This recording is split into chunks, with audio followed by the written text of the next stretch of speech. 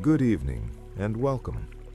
Close your eyes and let the warmth of the sun fade from your skin. Above you, the world is a frantic spectacle of light and noise, but beneath your feet lies a kingdom of absolute permanence. While other empires rose and fell like the desert sands, Atlantis inherited the very pulse of the earth, the concentric rings of orichalcum and emerald, where time does not wither the stone, and the spirit finally finds its peace. Tonight, we leave the surface behind. We descend into the velvet dark, to the golden moats and the quiet majesty of the city beneath the waves. Before the first heartbeat of man, the Atlantic was a realm of absolute silence. It was a vast, unbroken mirror reflecting a sky that had not yet learned the language of storms. The water was a deep, impossible indigo, stretching from the frozen north to the humid south, hiding secrets that even the stars could not fathom. Here, time did not move in seconds or minutes, but in the slow, rhythmic pulse of the tides and the shifting of the tectonic plates beneath the weight of the world. Deep within the lightless abyss, a restless energy began to stir. The Earth's core, a pressurized furnace of ancient fire, sought an escape from its subterranean prison.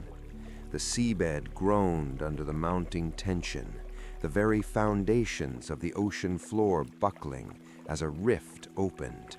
This was not a wound of destruction, but a womb of creation, as white-hot magma met the freezing salt of the deep, creating a chaotic symphony of steam and stone. The birth of the island was a violent, magnificent spectacle.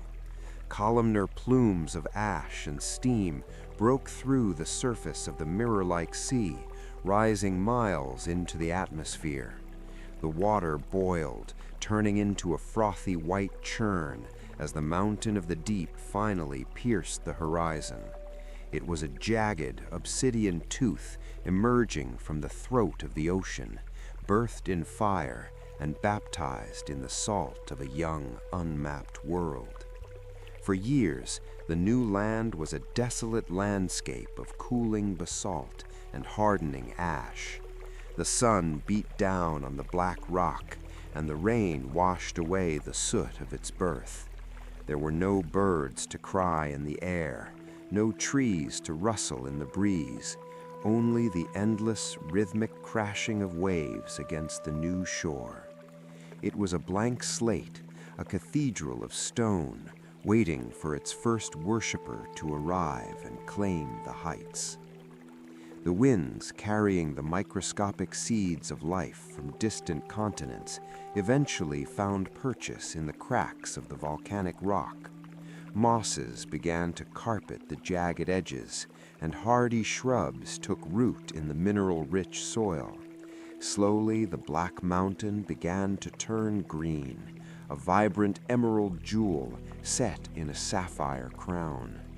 Life was claiming the island, preparing it for a purpose far greater than a mere geological anomaly. As the flora flourished, the fauna followed. Great sea turtles hauled themselves onto the black sand beaches to lay their eggs, and migratory birds found a sanctuary in the cliffs. The island became a hub of natural energy, a beacon of life in the center of the vast, lonely Atlantic. It was as if the earth itself was exhaling, creating a paradise that existed outside the laws of the harsh, primitive continents surrounding it. Deep within the island's central peak, the volcanic fires did not die. They went into a patient slumber. They left behind a network of geothermal vents and heated springs that would one day power a civilization. The mountain was not just a pile of rock, but a living, breathing entity with a heart of fire and a skin of emerald. It stood as a silent guardian, watching the seasons pass and the stars shift in their celestial dance. In the high heavens, the gods began to take notice. They saw the perfection of the island's geometry and the richness of its untapped potential. It was a land that sat at the perfect intersection of the elements, fire at its core, earth as its body, air at its heights, and water as its cradle. It was a prize that could not go unclaimed, for it was the most beautiful thing the earth had offered since the dawn of time. The Atlantic was no longer just an empty expanse. It had a center. The island acted as a magnet for the spiritual forces of the world. The Earthshaker looked down from the golden heights of Olympus, his gaze cutting through the clouds like a trident's edge. While the other gods bickered over the dusty plains of Greece or the fertile banks of the Nile, Poseidon sought a realm that mirrored his own temperament, vast, powerful, and untamed. He saw the emerald peak rising from his blue domain and knew with a clarity that only the immortals possess that this was his intended throne. Descending from the heavens, his chariot drawn by stallions of foam and mist, Poseidon claimed the island with a strike of his trident. The earth trembled in recognition as he struck the central mountain, and 3 great rings of land and sea were carved into the soil. It was a divine blueprint, a sacred geometry of concentric circles that would define the city's destiny. The water flowed into the moats he created, sealing the island away from the reach of the unworthy. But a god, however powerful, seeks a legacy that transcends the mere shaping of stone. In the shadow of the central peak, Poseidon encountered Cleito, a mortal woman of such radiant grace that even the currents of the deep seemed to slow in her presence. She was the daughter of Evenor and Leucippe, the first inhabitants of the wild land, and in her Poseidon found the bridge between his divine power and the mortal experience. Their union was the foundational pact of Atlantis. It was a marriage of the salt and the soil, a promise that the divine would walk among men and that men would rise to the level of gods. To protect his beloved, Poseidon reinforced the circles of the island, making the central mountain an impregnable sanctuary. He brought forth 2 springs of water, one warm and one cold, to ensure her comfort and the fertility of the land. Cleito bore 5 pairs of twin sons, the progenitors of the Atlantean race. Each son was gifted a portion of the island to govern, but it was the eldest, Atlas, who was granted sovereignty over all. These sons were not mere men, they were demigods, carrying the strength of the tides and the wisdom of the Earthshaker in their veins. They were the architects of a new order, tasked with building a civilization that would honor their father's name. The pact was not just one of blood, but of law. Poseidon inscribed the first tenets of justice upon the land, demanding that the brothers never take up arms against one another. They were to rule with a balance of strength and mercy, ensuring that the island remained a beacon of harmony. This was the Golden Age in its purest form, where the divine and the mortal lived in a state of mutual respect and shared prosperity. As the sons grew, so did the infrastructure of their divine heritage. They began to shape the land not out of necessity, but as an act of worship. They carved the black basalt and the red stone of the island into the first temples, structures that followed the circular paths laid down by their father. The architecture was an extension of the earth itself, flowing and organic, yet anchored by an unbreakable celestial logic. The lineage of kings was established with a ceremony of blood and seawater. Every king that followed would be measured against the standard of Atlas, the first to carry the weight of the heavens upon his shoulders. They were the guardians of the pact, the keepers of the sacred circles, and the stewards of the emerald paradise. As long as they remembered their father, the sea would remain their greatest ally. Poseidon watched his children from the depths, satisfied with the order he had created. He provided the island with every resource imaginable: timber that never rotted, soil that yielded 2 harvests a year, and minerals that hummed with latent energy. It was a closed ecosystem of perfection, a laboratory of civilization where the potential of humanity could be explored without the interference of the outside world. But even in this early dawn, the pact carried a silent condition. The gods' favor was a mantle of light, but it was also a heavy burden. To live as a demigod is to be constantly tempted by the pride of the divine and the frailty of the mortal. The concentric circles were not just walls to keep the world out, they were boundaries meant to keep the kings contained. The seed was planted, but the harvest would depend on the heart of the man who wore the crown.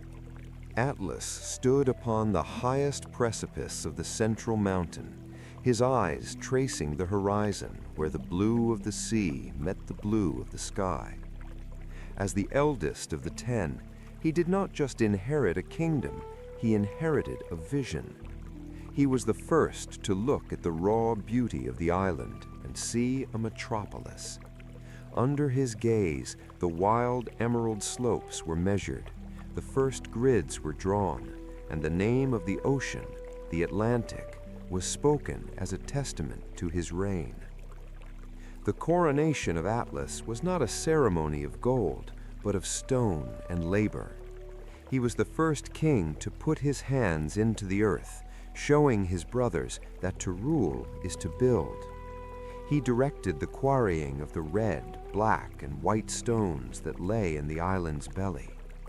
These were the primary colors of Atlantis: the red of the volcanic blood, the black of the cooling earth, and the white of the sea foam. Under Atlas, the architecture of the gods began to meet the soil of the earth in a tangible way.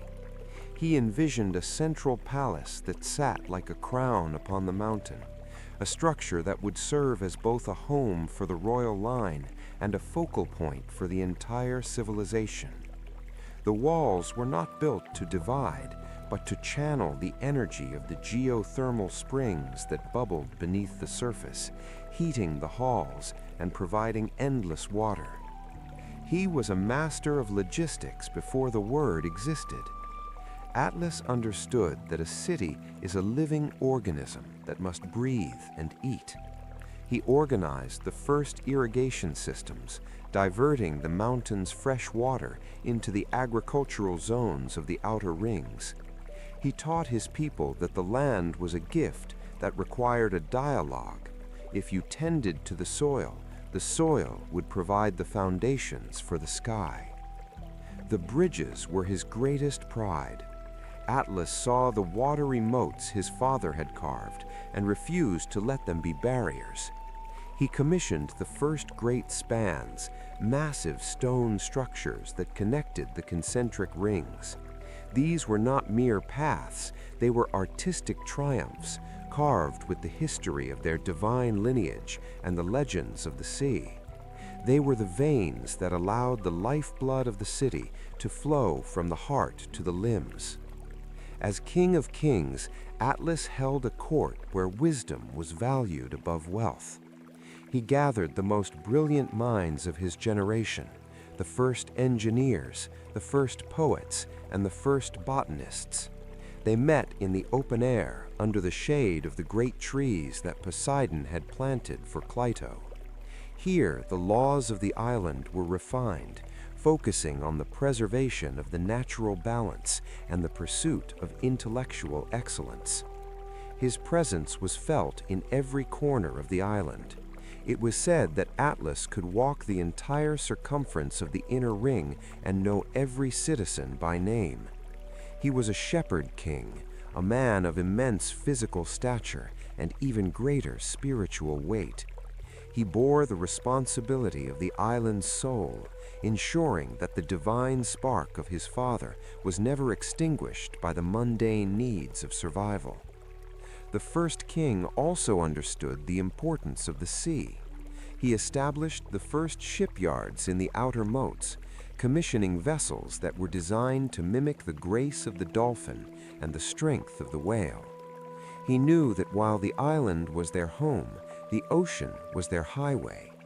He taught the Atlanteans to navigate by the stars, turning the night sky into a map that led to the furthest reaches of the globe. Under his hand, the first stones of the Temple of Poseidon were laid. It was to be the spiritual anchor of the city, a place where the kings would gather to renew their vows. Atlas insisted that the temple be built over the very spot where his mother, Cleito, had first met the god. It was a monument to love and to the pact that had brought them all into existence, a reminder that they were born of both the earth and the sea. The expansion of the city required more than just stone and water. It required a power that could match the ambition of the sons of Poseidon. Deep within the roots of the central mountain, in the jagged subterranean cathedrals where the volcanic heat still hummed, the miners of the fourth generation stumbled upon a vein of ore unlike any seen on the surface. It was not the dull gray of iron or the soft yellow of gold, but a shimmering iridescent mineral that seemed to breathe with its own internal fire. They called it orichalcum, the mountain copper, a gift from the earth shaker's deepest vaults. When the first raw nuggets were brought into the light of day, the scholars of the citadel were mesmerized. The metal possessed a natural luminescence, a red-gold glow that intensified when polished to a mirror finish. It was harder than bronze, yet more malleable than gold, capable of holding an edge that never dulled and a luster that never faded. It was as if the very essence of the island's volcanic birth had been concentrated into a physical element, waiting to be forged into the soul of a civilization. The smiths of Atlantis, guided by the divine intuition of their lineage, discovered that orichalcum was more than just a decorative prize. When struck, it rang with a pure, sustained frequency that could be heard for miles, and when placed near the geothermal vents of the mountain, it began to thrum with a resonant energy. They learned to alloy it with rare salts and sea minerals, creating a substance that could conduct heat and light with near-perfect efficiency. The red gold became the heartbeat of Atlantean technology. Slowly, the aesthetic of the city began to shift from the organic black and white of stone to the radiant glow of the new metal. Atlas and his successors ordered the inner walls of the citadel to be plated in thin sheets of orichalcum. At sunset, the city did not merely reflect the light of the dying sun, it seemed to catch fire, glowing with an inner radiance that could be seen by sailors hundreds of miles out at sea. Atlantis became the lighthouse of the West, a shimmering beacon in a dark, primitive world. This metal allowed for the creation of the first sun lamps, polished spheres of orichalcum that sat atop obsidian pillars in the public squares. These lamps absorbed the heat of the day and released a soft amber light during the night, banishing the shadows from the concentric rings. For the first time in human history, a city had conquered the darkness, allowing the scholars and poets of the Emerald Isle to work and celebrate long after the moon had risen.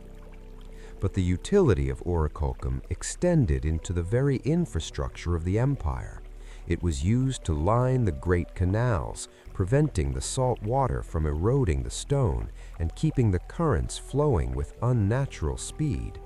The engineers found that by placing orichalcum rods deep into the geothermal springs, they could regulate the temperature of the entire city, creating a climate of perpetual comfort regardless of the Atlantic winds. It was the ultimate bridge between the raw power of nature and the refined will of man. The military, too, was transformed by the discovery. Though the era was still one of peace, the guardians of the rings were outfitted with orichalcum-crested helmets and shields that were light as wood but stronger than any shield of the eastern tribes. Their spears were tipped with the red-gold metal, which hummed with a low vibration that could shatter lesser blades of bronze. The metal became a symbol of Atlantean superiority, a physical manifestation of their divine right to rule. In the markets, orichalcum became the ultimate standard of value. It was not traded like common currency, but was used to create intricate works of art that documented the history of the 10 kings. Masterpieces of jewelry, delicate as a spider's web yet indestructible, were gifted to the worthy. With the power of orichalcum and the vision of the kings, the city of Atlantis reached its final perfect form. It was a masterpiece of geometry, a series of alternating rings of land and sea that radiated outward from the central citadel like the ripples from a stone cast into a divine pond.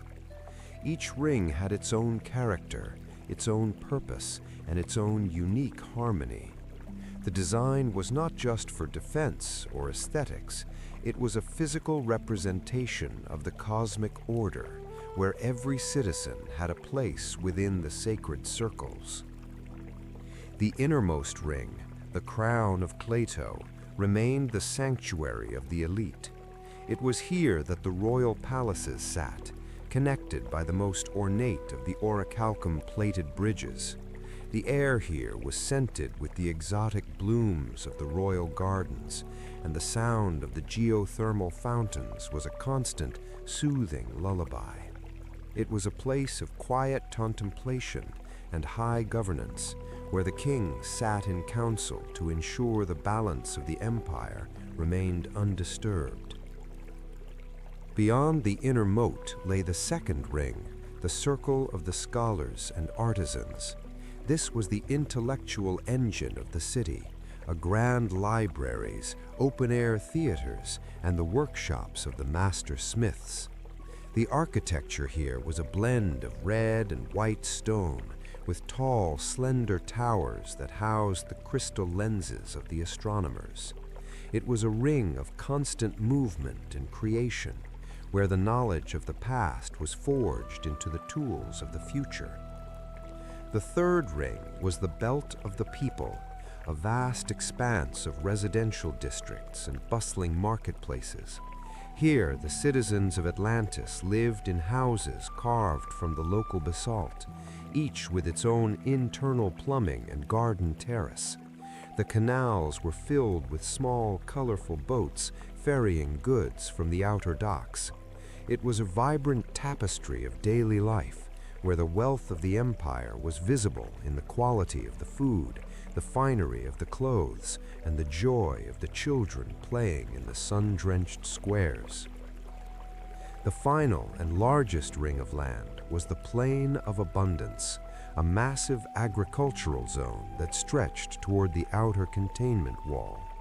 This ring was a marvel of irrigation, with orichalcum-lined trenches carrying the mineral-rich mountain water to every field.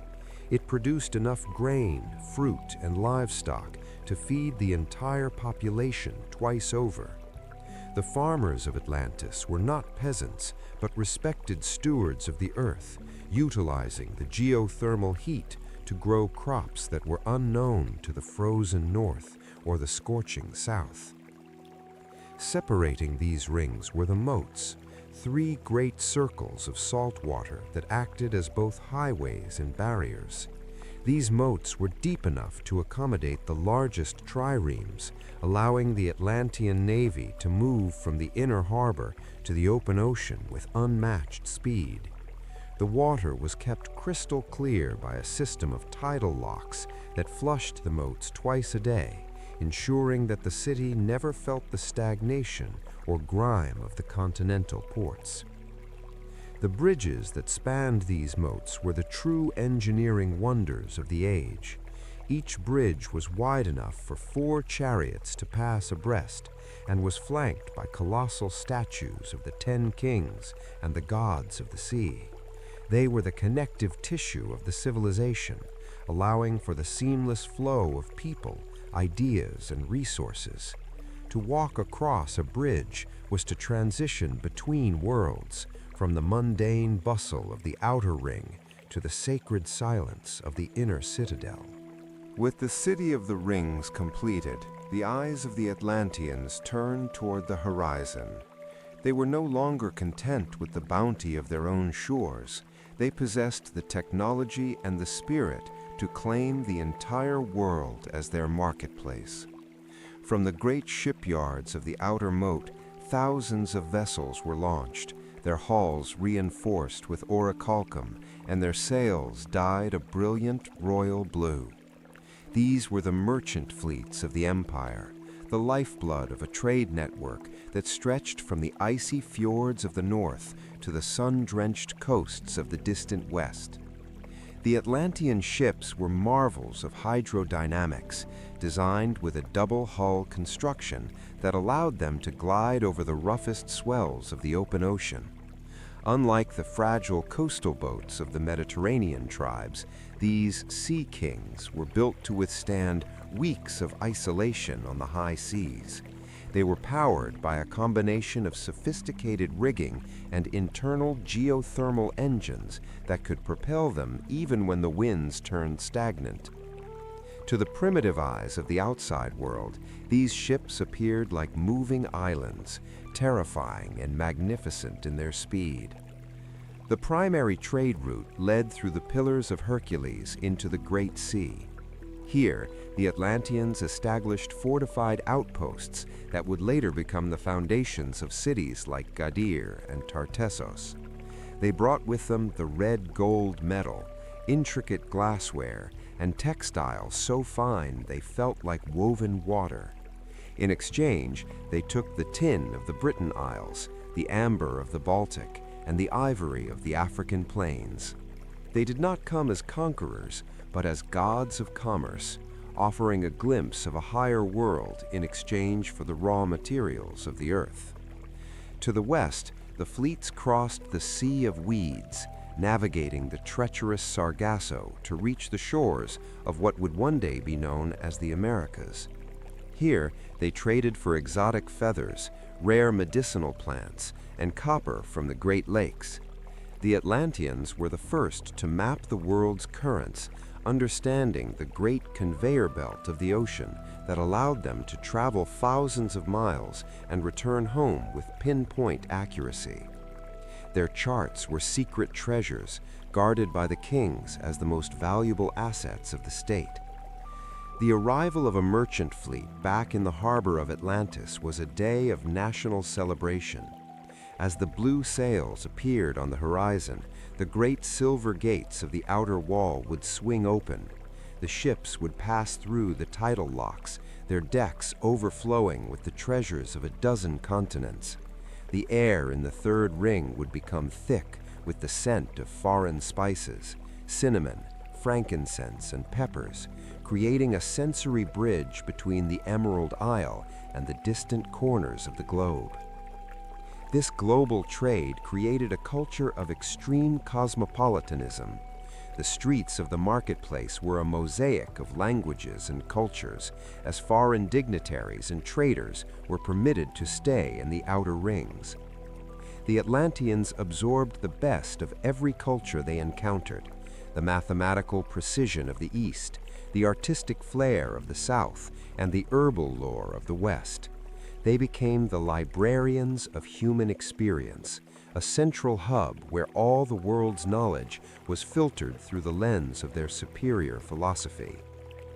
The wealth generated by these fleets was staggering. Gold and silver became so common in the city that they were used for common plumbing and street paving. The true currency was orichalcum and knowledge. The merchant kings became a new class of nobility, rivaling the ancient lineages in influence. At the very center of the inner citadel, on the highest point of the sacred mountain, stood the Temple of Poseidon. It was the architectural soul of the empire, a structure so vast and opulent that it challenged the very sky. The exterior was a blinding spectacle, plated entirely in silver that shimmered like the moon by night, and gold that blazed like the sun by day. The roof was made of solid ivory, carved into the likeness of crashing waves, and the pinnacles were tipped with the purest orichalcum, catching the first and last light of every day. Entering the temple was a journey into the divine. The massive bronze doors, 40 feet high, opened into a grand hall that could hold 5,000 worshippers. The air was cool and heavy with the scent of the sea, kept fresh by a clever system of vents that drew the salt air up from the moats. The floor was a mosaic of blue lapis lazuli and white marble, designed to look like the surface of a deep, sunlit lagoon. To stand in the center of the hall was to feel as though you were walking on the very water that birthed the world. The centerpiece of the temple was the great statue of Poseidon. It was a work of such monumental scale that it seemed to breathe. The god was depicted standing in a chariot of 6 winged horses, his hand gripping a trident of glowing orichalcum. The statue was composed of solid gold, inlaid with gems the size of a man's head. Poseidon's eyes were 2 massive sapphires that seemed to follow every movement in the hall, a constant reminder that the Earthshaker was always watching his children. Around the base of the statue stood 100 nereids, or sea nymphs, riding upon dolphins carved from iridescent pearl. These smaller statues were arranged in a circular dance, representing the eternal rhythm of the tides and the interconnectedness of all life in the ocean. The detail was so fine that the dolphins appeared wet, their skin shimmering under the amber light of the orichalcum sun lamps that hung from the ivory rafters.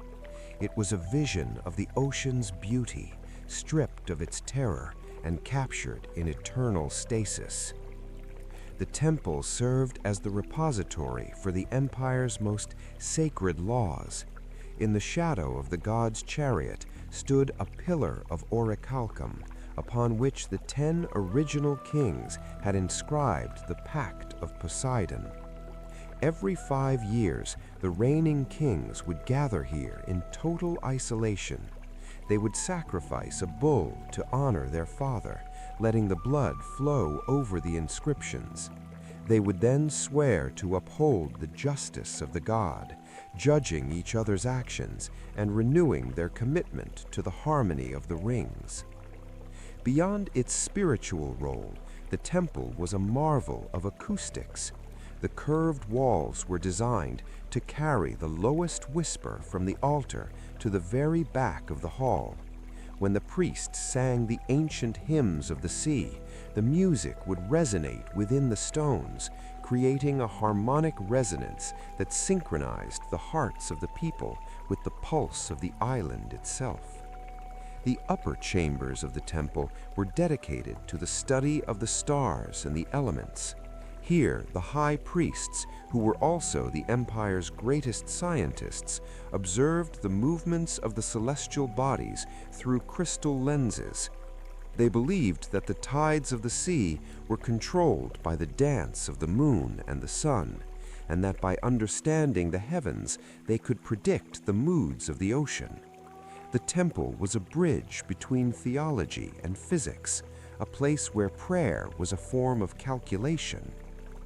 Beneath the temple lay the vault of the deep. This subterranean level was accessible only to the kings and contained the foundational stones of the island.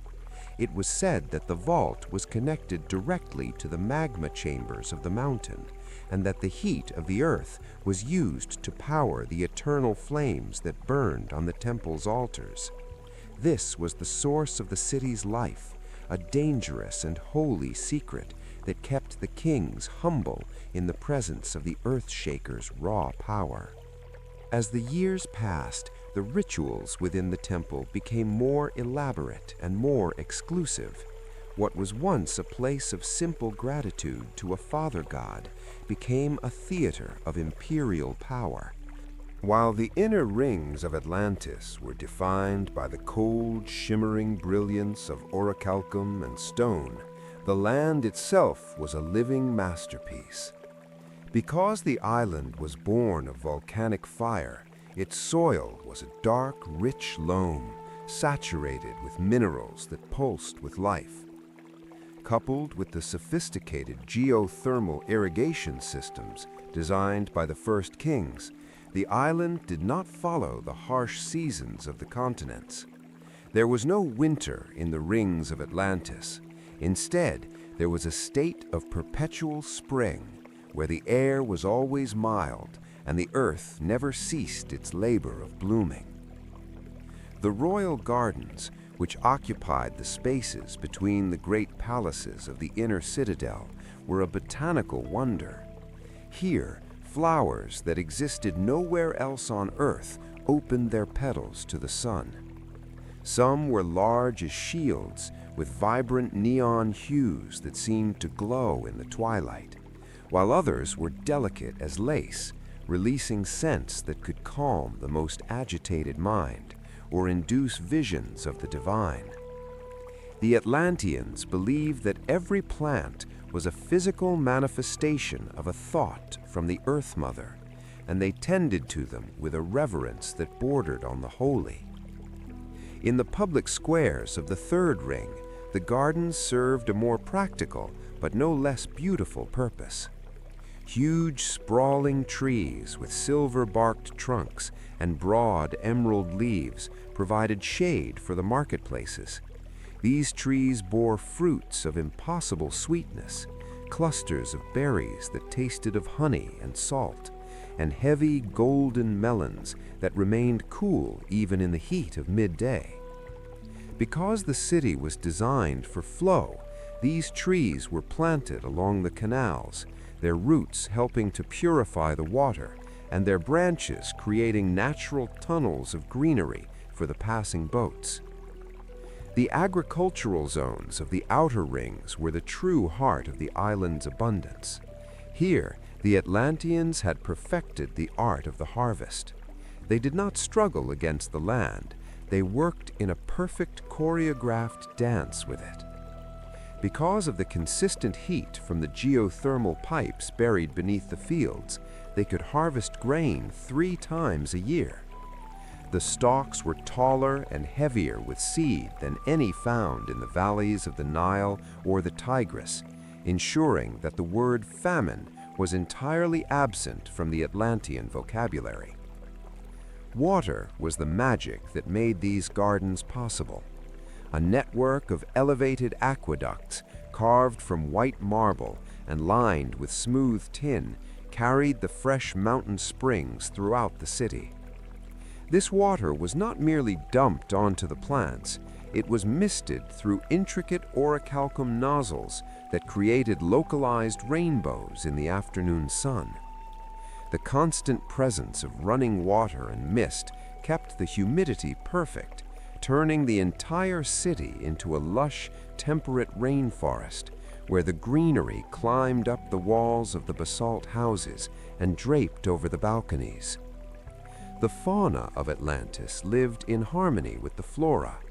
Tiny, iridescent birds with feathers like spun glass flitted through the gardens, their songs harmonizing with the rhythmic sound of the fountains.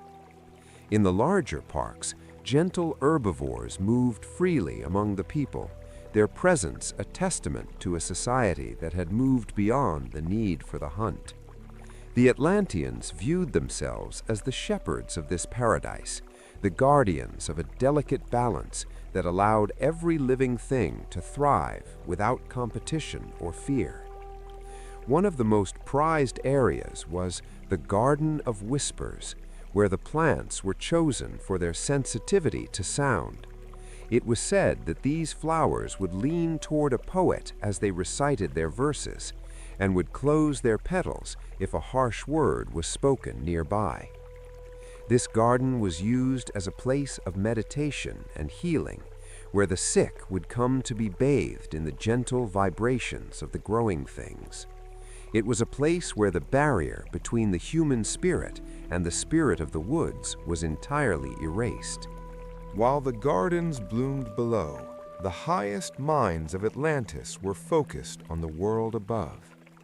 Atop the sharp obsidian peaks of the central mountain stood the Etherium, a cluster of observatories that served as the empire's center for astronomy and mathematics.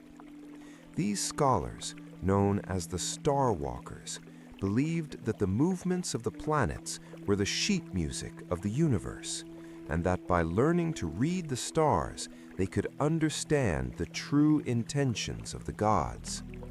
They lived in the thin air of the heights, closer to the heavens than to the moats of their own city. The technology used by these astronomers was far beyond anything known to the contemporary world.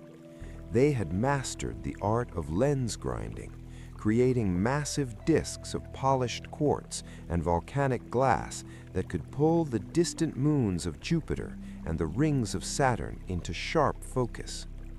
These lenses were mounted on orichalcum frames that tracked the celestial movements with a clockwork precision powered by the mountain's heat.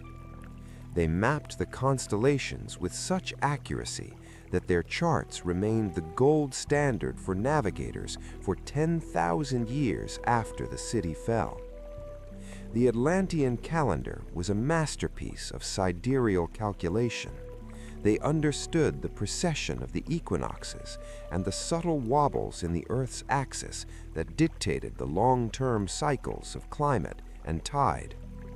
They did not view time as a straight line, but as a series of interlocking wheels where the past and the future were constantly folding into one another. This deep understanding of time allowed the kings to plan their grandest projects over centuries, knowing exactly how the light of the sun would hit their temples 1,000 years in the future. Mathematics was the sacred language of the Etherium. They developed a base 60 system, similar to the Sumerians but more complex, which allowed them to calculate the distances between stars and the weight of the planet itself. To an Atlantean scholar, a number was not just a quantity, it was a frequency. They believed that the geometry of their city, the concentric rings, and the specific angles of their bridges was a terrestrial echo of the geometric laws that governed the solar system. These scholars were also the keepers of the empire's history. In the great libraries beneath the observatories, they stored hundreds of thousands of scrolls made of a durable, treated linen that resisted rot and damp. These records contained the genetic lineages of the 10 kings, the chemical formulas for orichalcum, and the detailed accounts of every voyage made by the merchant fleets. The library was the memory of the world, a repository of everything humanity had learned since Poseidon first struck the island. The Star Walkers also acted as the Empire's early warning system. By observing the alignment of the planets and the color of the sun's corona, they claimed to be able to predict the moods of the Earth. They monitored the subtle tremors in the mountain and the rising temperatures in the geothermal springs. For centuries, their advice was law. If the astronomers saw an omen of instability, the kings would order a fast or a sacrifice to appease the spirits of the deep. They were the bridge between the physical city and the metaphysical forces that surrounded it.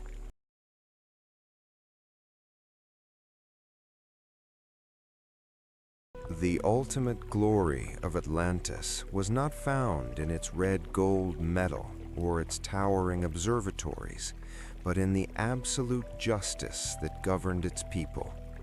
The harmony of laws was the invisible architecture that held the concentric rings together, ensuring that the power of the 10 kings never devolved into tyranny. These laws were not mere suggestions or shifting decrees. They were a sacred covenant believed to be the terrestrial echoes of the celestial order. In this era, a citizen could walk from the outer wall to the inner citadel without fear, for the law was as constant as the rising sun and as deep as the surrounding sea. At the center of this legal universe stood the pillar of orichalcum within the Temple of Poseidon. Upon its glowing surface, the Earth Shaker himself was said to have inscribed the foundational tenets of the empire. The laws focused on 3 pillars: mutual defense, absolute honesty, and the preservation of the divine balance. No king could declare war on another. No brother could hoard the bounty of the sea at the expense of his kin. The pillar was the silent witness to every oath, its red gold luster pulsing whenever a king stood before it to renew his commitment to the people. Every 5 years, the Festival of the 10 was held, a time when the individual jurisdictions of the rings were set aside for a grand accounting. The 10 kings would gather in total isolation, stripping away their royal finery to wear simple robes of undyed linen. They would sacrifice a bull, letting the blood mingle with the water of the sacred springs, symbolizing the union of the earth's life and the sea's power. In this state of ritual purity, they would judge one another's reigns, offering correction and counsel with a transparency that prevented the rot of corruption from taking hold. The Atlantean judicial system was unique in its focus on restoration rather than retribution. Because the city was an isolated paradise, the exile of a citizen was considered a fate worse than death. The goal of the law was to return the offender to a state of arete, the pursuit of excellence. Disputes were settled in open-air courts, where the scent of the gardens acted as a natural balm to heated tempers. The judges were the star walkers, chosen for their ability to look at human affairs with the same objective detachment they applied to the movements of the planets. This legal harmony created a society where the concept of private property was secondary to the common flourish. While individuals owned their homes and businesses, the resources of the island, the water, the geothermal heat, and the orichalcum were managed as a collective trust. This prevented the wide wealth gaps that would plague later civilizations. Every citizen was entitled to a share of the empire's abundance, provided they contributed their skills to the maintenance of the rings. It was a civilization built on the radical idea that a man is only as wealthy as the city he inhabits.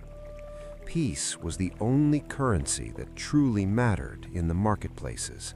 Because the merchant fleets were protected by a unified law, there were no trade wars or tariffs between the districts. A craftsman in the second ring could trust the word of a farmer in the outer ring as if it were his own. This absolute trust allowed for an explosion of creativity and commerce. When a man does not have to defend his borders, he can spend his life expanding his mind. For centuries, the gates of Atlantis never needed to be locked, for theft was an alien concept to a people who lacked nothing. The laws also extended to the treatment of the natural world.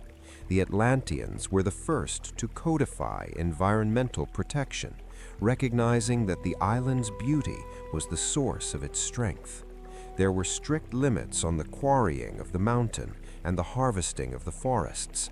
The kings understood that to wound the earth was to wound the mother of their god, and that the perpetual spring would only continue as long as they respected the seasons of the soil. The law was a dialogue with nature, a promise to take only what was given and to give back in equal measure. Education was the primary vehicle for maintaining this harmony. From a young age, Atlantean children were taught that the law was not a set of restrictions, but a map to freedom. They learned to see the connection between their personal conduct and the stability of the entire city. They were taught that an angry word in the marketplace was a vibration that could, in theory, disturb the balance of the stars. This sense of cosmic responsibility created a citizenry of philosophers where the internal law of the heart matched the external law of the pillar.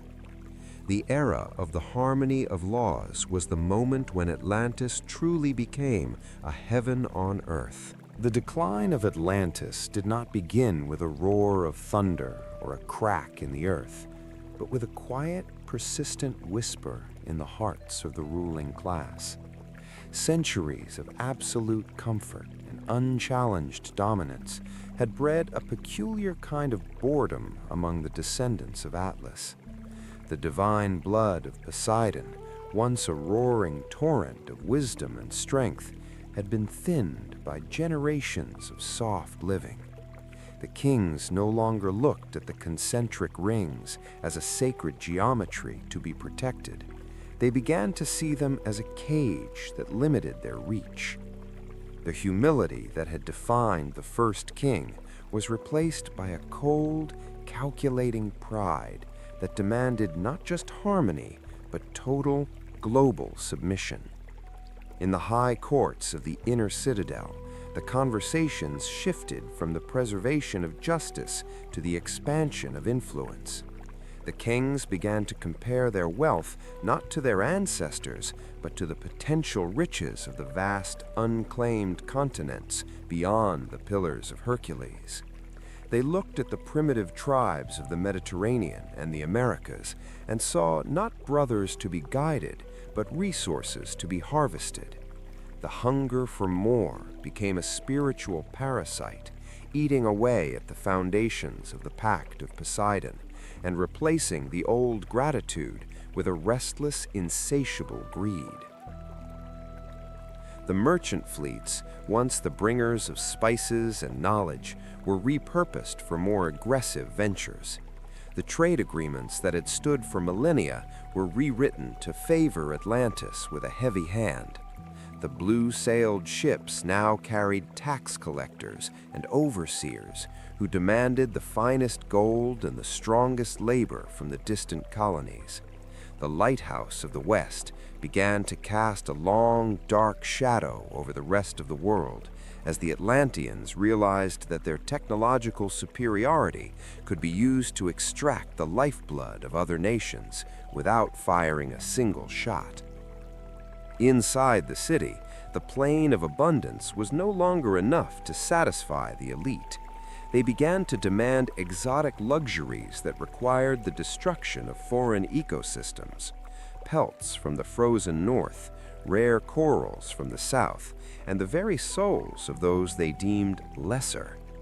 The markets of the Third Ring, once places of joyful exchange, became centers of cutthroat competition. The citizens began to measure their worth by the number of foreign trinkets they owned, and the concept of enough vanished from the Atlantean vocabulary, replaced by an eternal, aching more. The kings themselves stopped attending the geothermal springs and the public gardens. They retreated into the deepest recesses of their orichalcum-plated palaces, surrounding themselves with sycophants who whispered of their godhood. They began to believe that the laws of the pillar were meant for the commoners, not for the divine lineage. The bidecennial sacrifice to Poseidon became a theatrical display of vanity rather than a sincere renewal of a pact. The blood on the orichalcum did not shine with a holy light anymore. It looked like a stain that would not wash away. This spiritual decay affected the very air of the island. The garden of whispers, sensitive to the vibrations of the soul, began to wilt. The flowers that once leaned toward poets now recoiled from the harsh, demanding voices of the new nobility.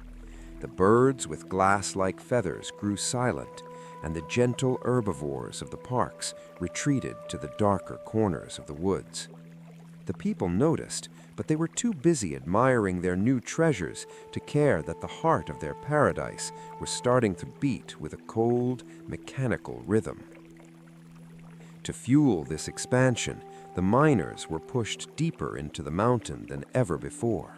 They were ordered to find more orichalcum, more gems, and more power, regardless of the structural integrity of the rock or the warnings of the old star walkers. The earth beneath the city began to groan, a low-frequency protest that the kings dismissed as mere geological settling. They were mining the very foundations of their sanctuary to build monuments to their own ego, trading the safety of their home for the vanity of their image. The education system, once the forge of philosopher kings, became a factory for administrators and tacticians. Children were no longer taught that a harsh word disturbed the stars. They were taught that the stars were theirs to command. The concept of arete was stripped of its moral weight and redefined as the ability to dominate others. The harmony of the rings was being replaced by the hierarchy of power, and the citizens began to look at their neighbors as rivals rather than kin in a shared destiny. The first true army of Atlantis was not born of necessity, but of an arrogant desire to solidify the hunger for more into a permanent global order.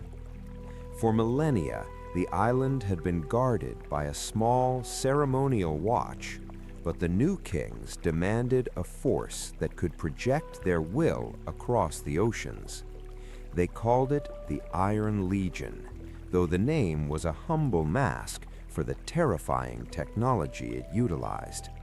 These were not mere soldiers.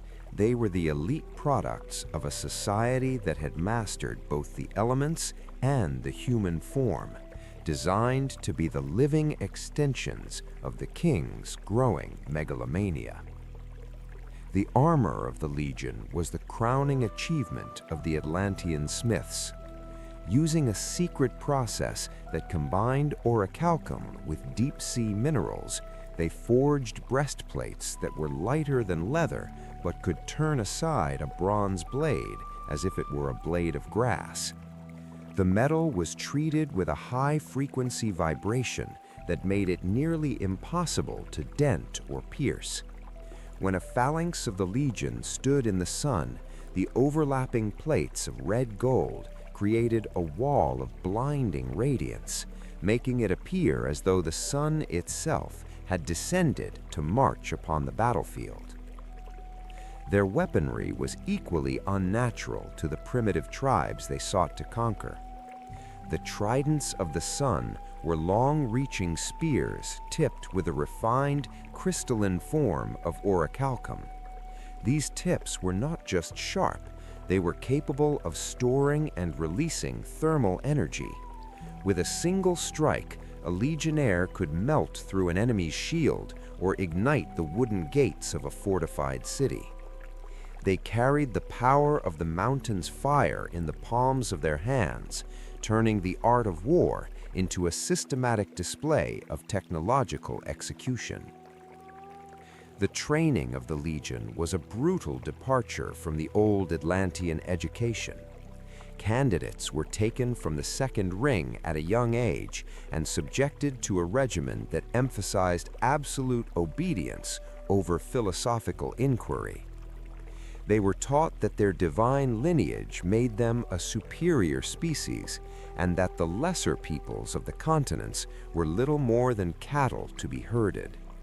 The compassion that had once been the hallmark of the sons of Poseidon was surgically removed, replaced by a cold, mechanical efficiency that valued the expansion of the empire above the sanctity of life.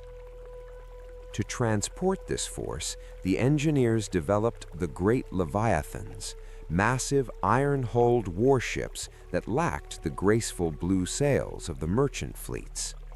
These vessels were powered entirely by massive geothermal boilers, allowing them to move against the wind and the tide with a terrifying rhythmic thrumming. The hulls were reinforced to ram through any obstacle, and the decks were equipped with heavy ballistae that fired orichalcum-tipped bolts. A single Leviathan could blockade an entire coastline, standing as a silent, smoking sentinel of Atlantean dominance. The first campaigns of the Iron Legion were directed at the Mediterranean basin. One by one, the ancient coastal civilizations were brought to their knees. The Atlanteans did not always use force. Often, the mere sight of the Golden Fleet on the horizon was enough to secure a surrender. They demanded tribute in the form of labor, raw materials, and the finest treasures of each nation. The conquered peoples were forced to build grand monuments to the Atlantean kings, turning their own lands into mirror images of the empire's cold, imperial aesthetic. In the inner rings of Atlantis, the return of the Legion was celebrated with increasingly dark spectacles. The grand avenues of the Third Ring, once filled with musicians and poets, were now cleared for the marching boots of the soldiers. The people cheered as the spoils of war were paraded before them, their hearts hardened by the pride of being the masters of the world.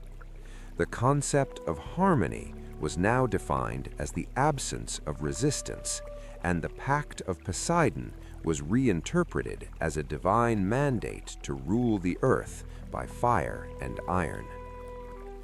The Star Walkers, the scholars who had once warned of the dangers of overreach, were now forced to serve the Legion. They were tasked with developing new ways to weaponize the etheric energy they had discovered. They experimented with lenses that could focus sunlight into a destructive beam, a weapon they called the Eye of Poseidon. The pursuit of knowledge had been fully subverted by the pursuit of destruction, and the laboratories of the Second Ring became the armories of a global tyrant. The kings themselves began to wear the armor of the Legion in their daily lives. They discarded the linen robes of the judges for the red-gold breastplates of the conquerors. They sat on their thrones with their tridents in hand, no longer appearing as shepherds of the people, but as gods of war. The transformation was complete. The city of peace had become the citadel of power. The Iron Legion was the fist of the empire, but it was also the weight that was starting to pull the island down into the moral abyss. The atmosphere in the inner citadel, once clear and vibrant, had grown heavy with an unspoken dread. While the citizens celebrated the victories of the Iron Legion, a man named Thalassa, the high priest of the Temple of Poseidon and the eldest of the Star Walkers, spent his nights in the silence of the Ethereum. He noticed that the crystal lenses were no longer capturing the steady light of the stars. The air itself seemed to be shivering. More concerning were the sacred pools within the temple's deepest vaults. The water, which for centuries had been still and sapphire blue, had begun to turn a murky, violent gray, bubbling with a heat that was not born of the sun. Thalassa summoned the Council of Ten to the inner sanctuary, beneath the shadow of the great orichalcum pillar. He stood before them, not in the armor of the New Age, but in the ancient, salt-stained robes of his order. His voice did not shake as he spoke of the tremor in the deep. He described a disharmony in the earth's pulse, a warning from the Father of the Sea that the boundaries of the pact had been crossed. He warned that the mountain was no longer merely sleeping, but was being suffocated by the greed of their minds and the arrogance of their weapons. The high priest spoke of the dolphins who had vanished from the inner moats for the first time in recorded history. He spoke of the birds of glass feathers that had fallen dead from the trees of the royal gardens, their hearts stopped by a vibration that humans could not yet hear. He pleaded with the kings to cease the expansion of the Iron Legion, to return the stolen treasures to the continents, and to perform the Great Cleansing, a ritual of humility that hadn't been seen since the days of Atlas. He warned that the sea does not forget, and the earth does not forgive a child who bites the breast that feeds it.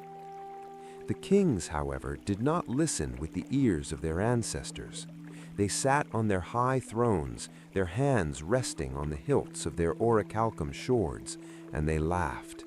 To them, Thalassa was a relic of a superstitious past, a man who saw ghosts in the steam of the geothermal vents. They believed their technology had surpassed the need for divine favor. One king, younger and more prideful than the rest, stood and declared that if Poseidon was angry, they would simply build higher walls and stronger ships to defy him. The ridicule of the kings was a turning point for the Atlantean soul. When the leaders of a civilization stop fearing the forces that created them, the end is never far behind. The kings ordered Thalassa to return to his stars and leave the governance of the world to men of action. They viewed the tremors as mere geological adjustments caused by the successful extraction of minerals. They were so intoxicated by their own perceived immortality that they mistook the Earth's warning groans for the applause of the elements. Despite the rejection, Thalassa did not remain silent. He took his warning to the second ring, speaking to the scholars and the smiths.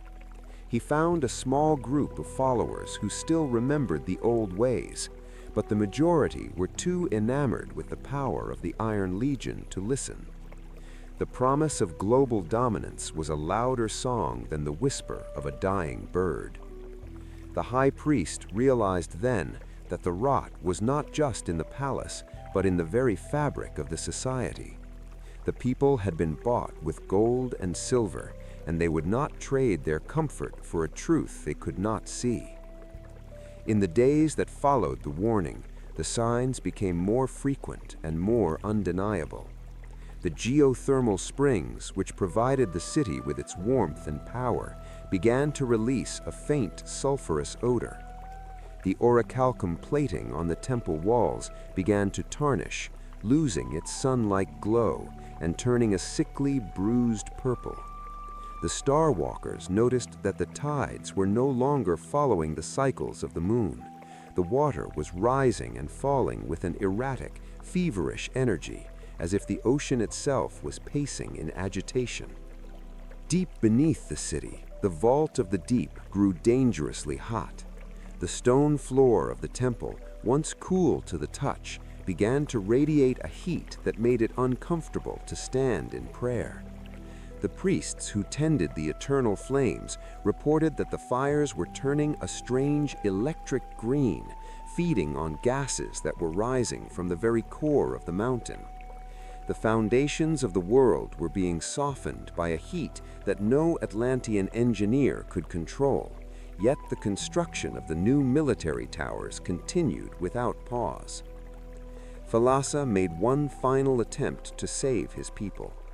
He began to secret away the most important scrolls of the Ethereum, the maps of the currents, the formulas of the alloys, and the histories of the first king.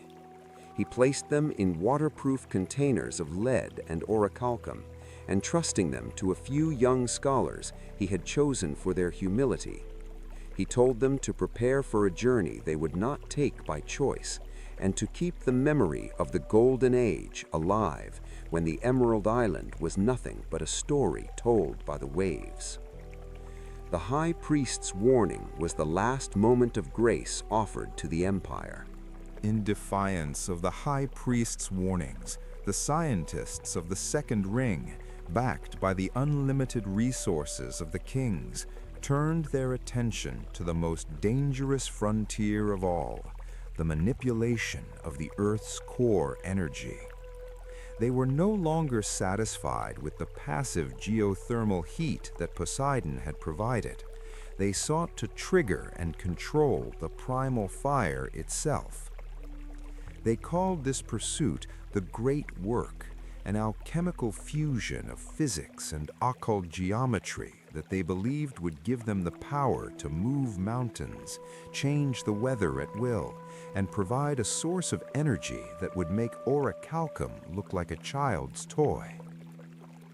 The laboratory for this forbidden alchemy was built deep within the central mountain, far below the Temple of Poseidon. They utilized massive crystal arrays, polished to a degree that they could focus etheric energy into a single needle-thin beam of white-hot light. They directed this beam into the magma chambers, attempting to tune the volcanic pressure like one might tune the string of a harp. They believed they could bleed off the pressure to power the city, while simultaneously hardening the rock to create a foundation that would last for eternity. This was the ultimate act of hubris. The Atlanteans were treating the planet as a machine to be dismantled and reassembled according to their whims. They ignored the fundamental law of balance, that for every action of such magnitude, there is an equal and opposite reaction from the spirit of the earth. As they tapped into the primal fire, the air in the city began to shimmer with a strange static charge. People reported seeing ghost lights dancing on the masts of the ships in the harbor, and the orichalcum sun lamps began to hum with a frequency that made the elderly feel ill and the animals flee to the hills. The forbidden alchemy also extended to the manipulation of life itself. The alchemists began to experiment with the genetic codes of the plants and animals, attempting to create living tools that could survive in any climate or perform complex tasks without instruction. They created trees that could grow in a single day and beasts of burden with the strength of 10 oxen. They were playing with the building blocks of the divine, convinced that because they could do these things, they were entitled to do them. The perpetual spring was being replaced by a synthetic, forced growth that lacked the soul of the original paradise. The most terrifying of their experiments involved the weather stones.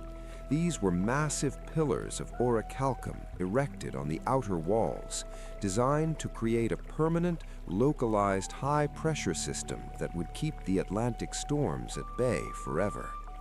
For a few months, it seemed to work. The sky over Atlantis remained a perfect, unmoving blue, while the rest of the ocean was lashed by tempests. But the weather is a global system of breath and balance. By holding the air still over their island, the Atlanteans were creating a massive pressurized vacuum elsewhere, a debt of wind and rain that would eventually have to be paid. As the alchemists pushed deeper, the tectonic stability of the island began to crumble. The tuning of the magma chamber was not a success. Instead, it was like poking a sleeping giant with a white-hot needle. The tremors that Thalassa had warned about became a constant low-level vibration that rattled the silver plates on the banquet tables of the nobility. The physical perfection of the concentric rings, once the pride of the ancient kings, began to show the wear of a civilization in spiritual decline. While the inner citadel remained a bastion of blinding orichalcum and stolen gems, the outer rings had fallen into a state of crowded, grimy disarray. The plain of abundance was no longer a shared trust, but a patchwork of industrial zones and labor camps designed to feed the insatiable appetites of the Iron Legion and the nobility. The social fabric that had once been a seamless weave of shared destiny was now a frayed and knotted mess of hierarchy and resentment, where the distance between the moats felt like the distance between different worlds. In the third ring, the belt of the people, the architecture was no longer maintained with the reverence of the ancestors. The basalt houses were cracked and stained by the sulfurous soot of the new geothermal factories. The canals, once crystal clear and teeming with life, grew sluggish and dark, clogged with the refuse of a consumer culture that produced more than it could ever use. The sun lamps flickered and hummed with a sickly, uneven light, casting long, distorted shadows that seemed to haunt the alleyways. The joy of the marketplaces had been replaced by the desperate energy of survival and the cold calculation of the black market. The social hierarchy had become a rigid, unbreakable wall. The artisans and scholars of the second ring, once the respected heart of the culture, were now little more than servants to the military and the alchemists. They lived in fear of being demoted to the outer circles, or worse, being sent to the colonies to oversee the extraction of raw materials. The sense of arete, the pursuit of excellence for the good of the soul, was entirely gone, replaced by a desperate scramble for proximity to the inner citadel's power. The harmony of the rings was now a myth, a story told to children to keep them quiet in the dark. The inner citadel itself had become a gilded cage for the 10 kings. They were so isolated by their luxury and their pride that they could no longer hear the grievances of the people or the groans of the earth. They spent their days in decadent displays of wealth, competing with one another to build the tallest towers and the most elaborate gardens. They were surrounded by a new class of consultants and magicians who told them exactly what they wanted to hear, that they were gods, and that the decay of the outer rings was merely the necessary friction of a global empire. Crime, a concept once alien to the Atlantean mind, began to seep into the city like a slow-acting poison. In the shadows of the crumbling outer walls, gangs of dispossessed laborers and failed merchants formed their own alliances. They no longer believed in the harmony of laws because the laws no longer protected them. The orichalcum pillar in the temple was a distant, irrelevant relic to those who were struggling for a bowl of grain or a clean breath of air. The pact of Poseidon had been broken by the kings, and so the people felt no obligation to honor the peace. The geothermal infrastructure, pushed beyond its limits by the forbidden alchemy, began to fail in unpredictable ways.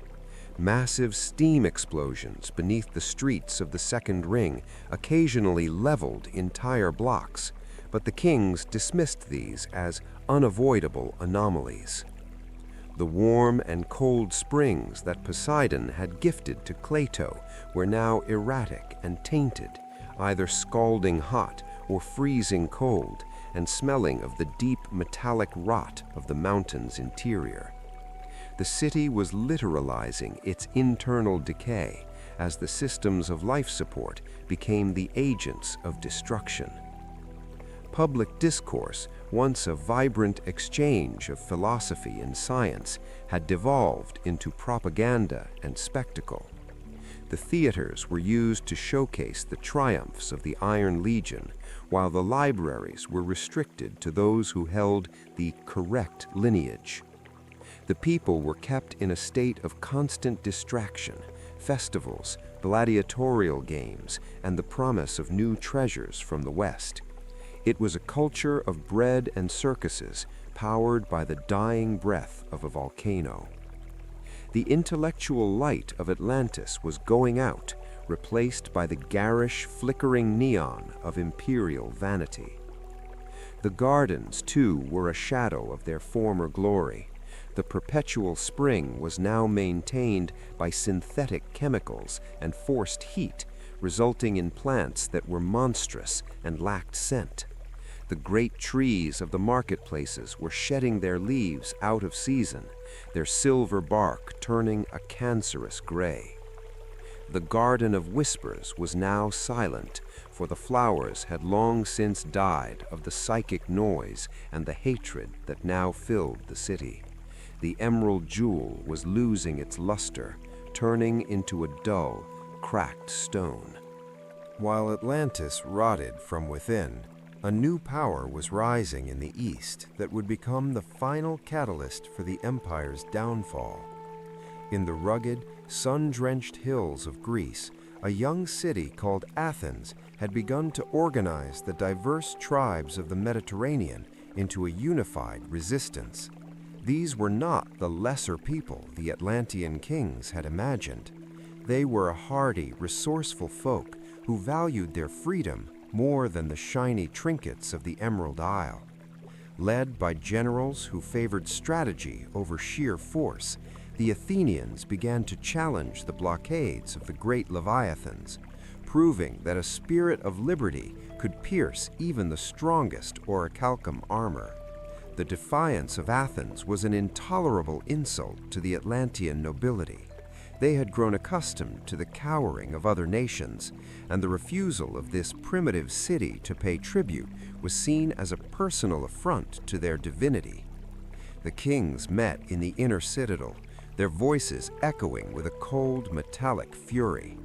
They did not see the Athenian resistance as a legitimate political struggle, but as a glitch in their global system that needed to be erased. They decided that a message must be sent, not just a defeat, but a complete genocidal eradication of the Athenian people, to ensure no other nation ever dared to look the Sea Kings in the eye. The mobilization for the Athenian campaign was the largest in the history of the world. Every shipyard in the moats was working day and night to produce a new fleet of dreadnoughts, ships so large they required the sacrifice of entire forests for their hulls and the total output of the mountains' heat for their engines. The Iron Legion was recalled from the western colonies, their ranks bolstered by conscripts from the outer rings. The City of Peace was now a factory of death, buzzing with a singular, violent purpose. The air was thick with the smell of scorched metal and the low, rhythmic thrumming of war drums that could be heard even in the deepest vaults of the temple. However, the Athenians were not fighting a conventional war. They understood that they could not match the Atlanteans in technology or numbers, so they fought with the geography of their homeland.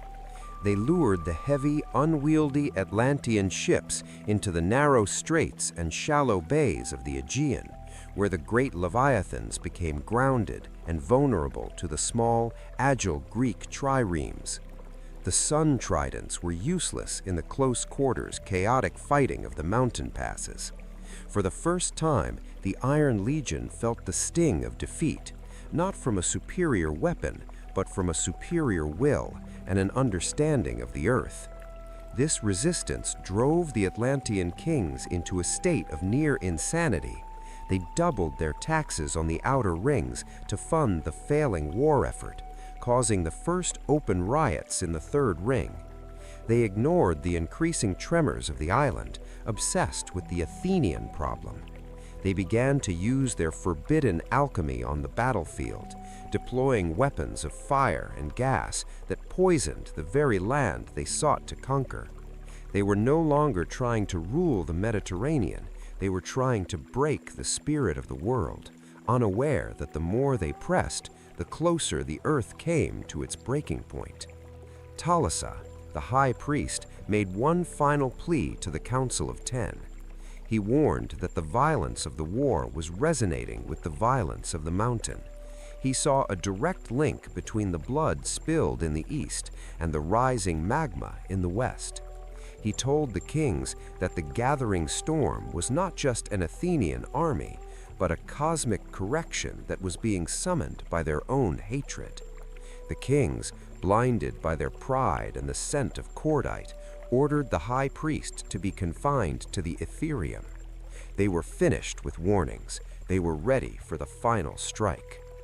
The Athenian resistance also sparked a flicker of hope in the hearts of the oppressed Atlantean citizens. Rumors of the free Greeks spread through the outer rings, whispered in the dark corners of the marketplaces. For the first time, the people began to question the divinity of their rulers. If a group of farmers and sailors could stand against the Iron Legion, then perhaps the Sea Kings were not invincible after all. This internal dissent was a second front that the kings were forced to fight, further draining their resources and their focus. In preparation for the final strike, the alchemists developed a weapon they called the Breath of Poseidon. It was a massive crystal array designed to be mounted on a ship, capable of focusing etheric energy into a pulse that could cause a localized earthquake or a tidal wave. They planned to use it to sink the Athenian fleet and level the city in a single afternoon. They were no longer using science to understand the stars. They were using it to play at being the gods of the catastrophe, a role the universe was about to take back from them. The dawn that followed the departure of the fleet did not bring the usual golden radiance to the concentric rings. Instead, the sun rose as a sickly, pale disk, shorn of its heat and its glory, filtered through a high-altitude haze of volcanic ash and sulfurous mists. The vibrant blue of the Atlantic sky had faded into a dead metallic gray that seemed to press down on the towers of the citadel. It was a sky that looked like a bruised eye, weary of the arrogance it had witnessed, signaling that the celestial protection the Starwalkers had relied upon for millennia had finally been withdrawn. A profound and terrifying silence fell over the gardens of the inner rings. The birds, whose glass-like feathers had once filled the air with crystalline melodies, had simply vanished, leaving the silver branches of the trees empty and still. The insects had stopped their rhythmic buzzing, and the very wind seemed to have held its breath. It was the silence of the vacuum, the absolute stillness that precedes a massive atmospheric collapse. The citizens of the third ring walked through the streets in a daze, their voices hushed, feeling the weight of an invisible hand tightening around the throat of the world. In the waters of the moats, the change was even more dramatic. The dolphins, once the playful companions of the Atlantean sailors and the sacred messengers of Poseidon, fled toward the open ocean in a massive, panicked migration. They did not look back at the city they had protected for generations. They sensed a vibration in the water that signaled the death of the island. The once blue water of the canals turned a stagnant, opaque green, bubbling with gases that smelled of ancient rot and the deep scorched iron of the Earth's core. The weatherstones on the outer walls began to scream. The pressure they had been artificially maintaining for months was being overwhelmed by the massive front moving in from the west. The orichalcum pillars vibrated with a high-pitched, agonizing frequency, sending sparks of violet electricity into the pale air. The scientists tried to calibrate the arrays, but the dials spun uselessly. The natural laws of the planet were reasserting themselves with a violence that made human technology look like toys made of straw. Within the temple of Poseidon, the high priestess Thalassa watched as the great statue of the god began to weep. It was not a miracle, but a result of the extreme humidity and the chemical reactions of the tainted air hitting the cold gold. But to the few faithful who remained, it was the final omen. The emperors of the moonlight shop began to fall from the rafters like tiny black stars, extinguishing as they touched the ground. The deep blue waters of the canals turned a stagnant, opaque green, bubbling with gases that smelled of ancient rot and the deep scorched iron of the Earth's core. In the outer rings, the people began to gather at the Great Wall, looking out at the horizon. They saw a wall of blackness that stretched from the sea to the heavens, moving toward them with a slow, inevitable grace. There was no thunder yet, only a low-frequency hum that vibrated in the marrow of their bones. The silver plating of the wall was vibrating so hard that the lead began to melt and drip like tears into the surf. The barrier was failing, and the Sea Kings were finally realizing that their throne was made of sand. The kings in the inner citadel, however, remained in a state of defiant delusion. They issued decrees claiming the unusual weather was a sign of their impending victory over Athens, a divine blessing from the heavens. They ordered a grand banquet to be held in the Garden of Perpetual Spring, as even the plants withered and turned to black ash around them. They drank from orichalcum cups that were hot to the touch, their eyes wide with a desperate, glassy brilliance.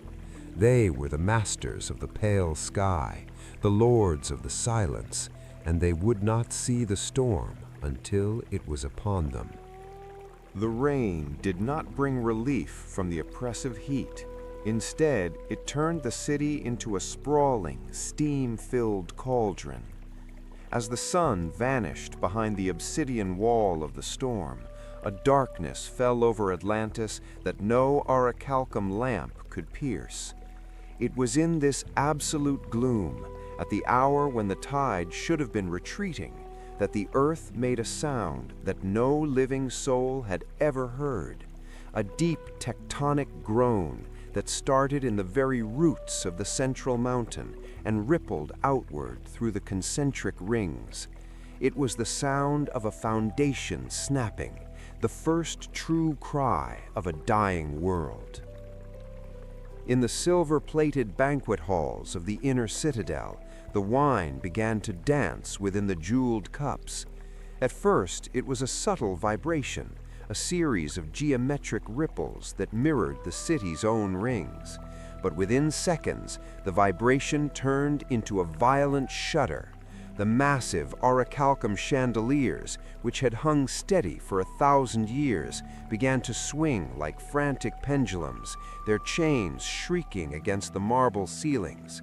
The kings, mid-toast to their projected victory over Athens, fell from their thrones as the floor beneath them lurched, not sideways, but upward, as if the island were trying to leap out of the sea.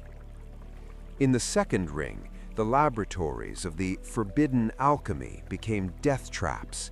The crystal arrays, overcharged by the atmospheric static and the shifting earth, shattered into a million jagged needles. The focused etheric beams, now untethered, sliced through walls and support pillars like knives through silk. The scholars who had sought to master the primal fire were now consumed by it, as the geothermal vents they had manipulated backfired, sending jets of blue flame and pressurized steam into the academies. The intellectual heart of Atlantis was being cauterized by its own inventions. In the first tremor lasted for exactly 60 seconds, but in that minute, the geography of the island was forever altered.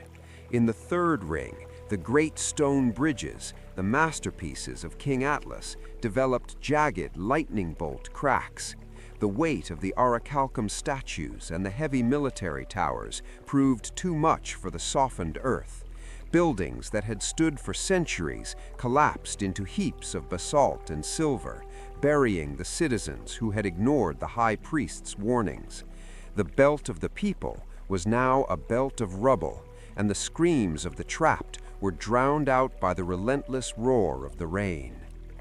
Deep within the temple of Poseidon, the great pillar of laws snapped in two. The red gold metal, supposed to be indestructible, groaned under the sheer torque of the shifting mountain.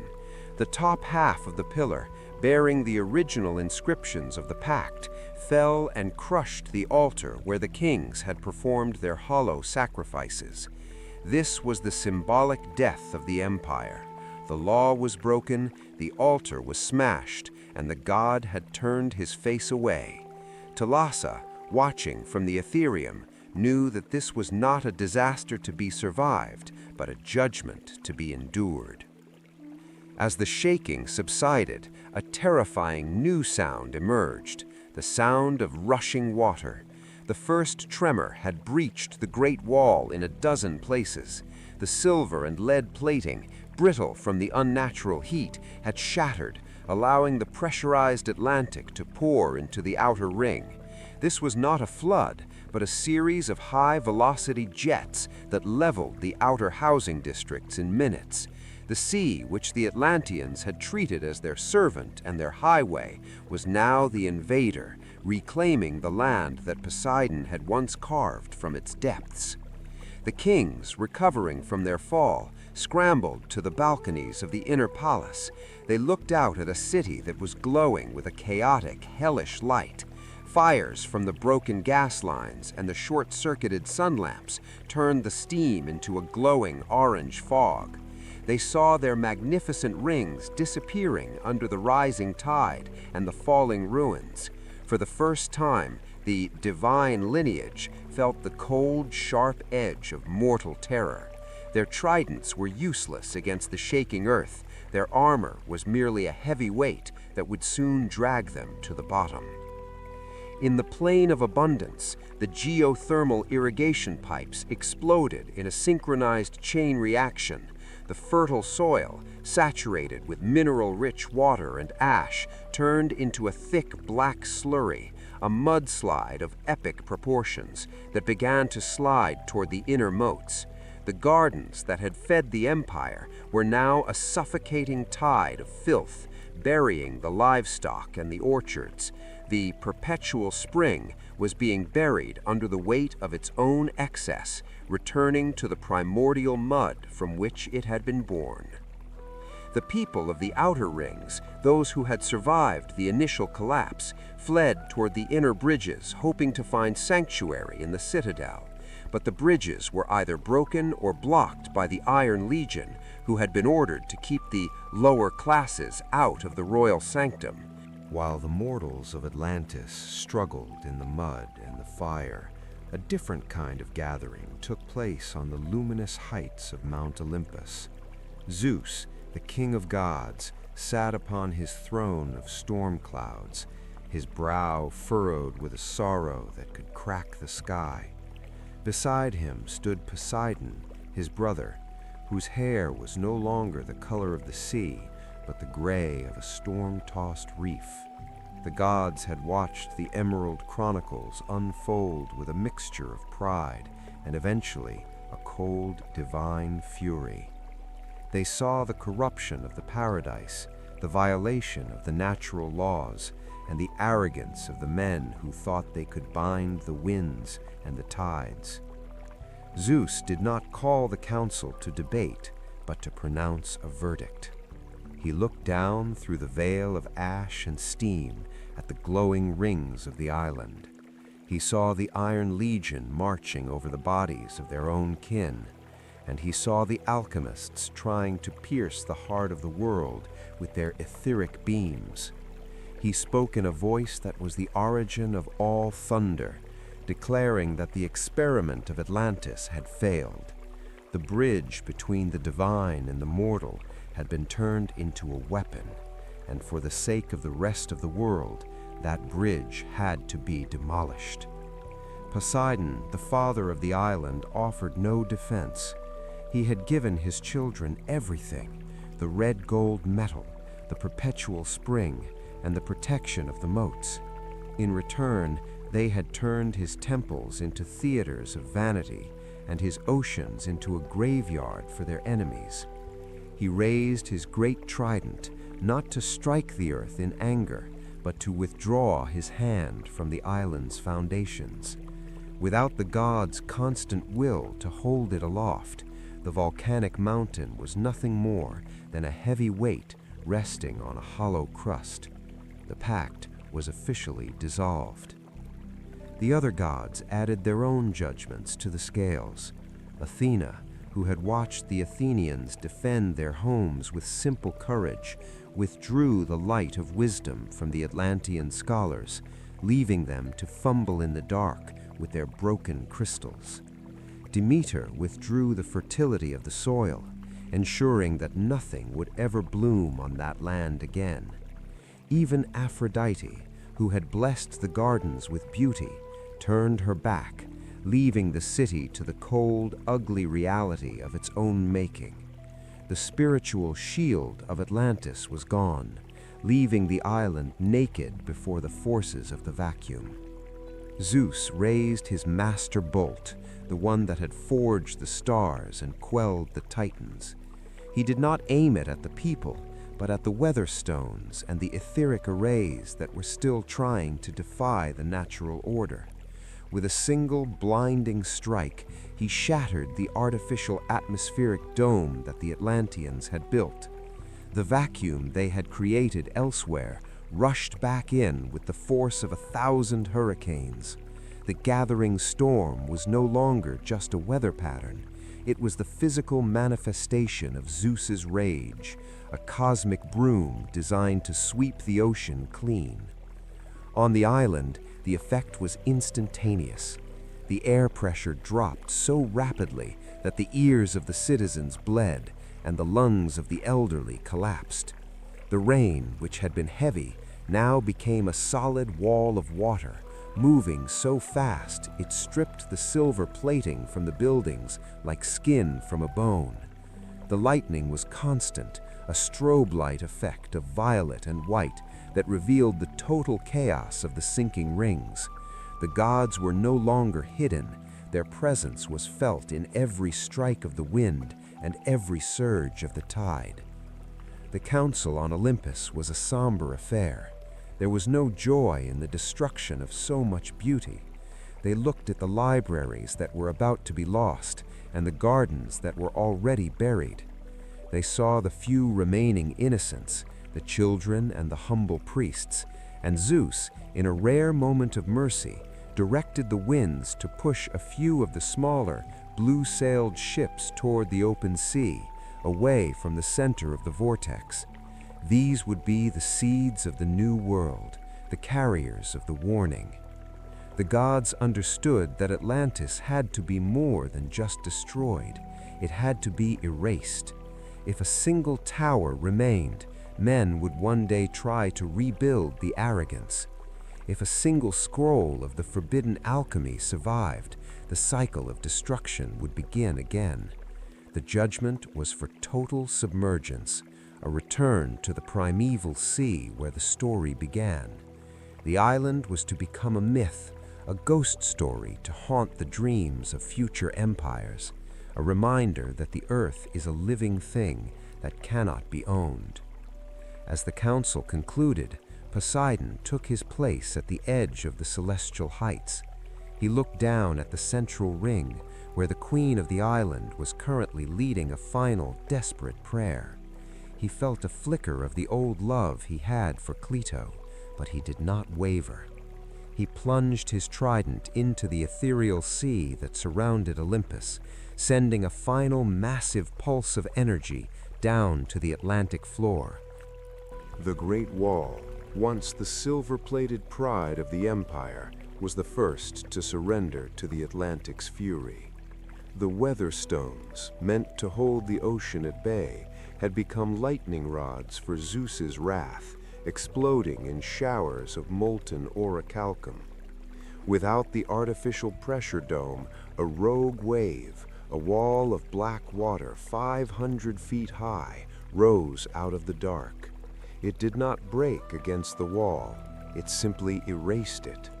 The silver and lead plating peeled away like wet parchment, and the basalt foundations, weakened by the internal heat of the alchemical experiments, crumbled into the surf. In an instant, the plain of abundance was transformed into a watery graveyard. The sea rushed into the outer ring with the force of 1,000 landslides, a churning vortex of salt, mud, and debris. The agricultural districts, which had fed the empire for millennia, were swallowed in a single deafening roar. The farmers and laborers who lived in the outer ring had no time to flee. They were dragged into the dark by a tide that carried the remains of their own homes and the broken bodies of their livestock. The boundary between civilization and the wild was gone. The great leviathans, the iron warships of the Iron Legion, were caught in the harbor during the breach.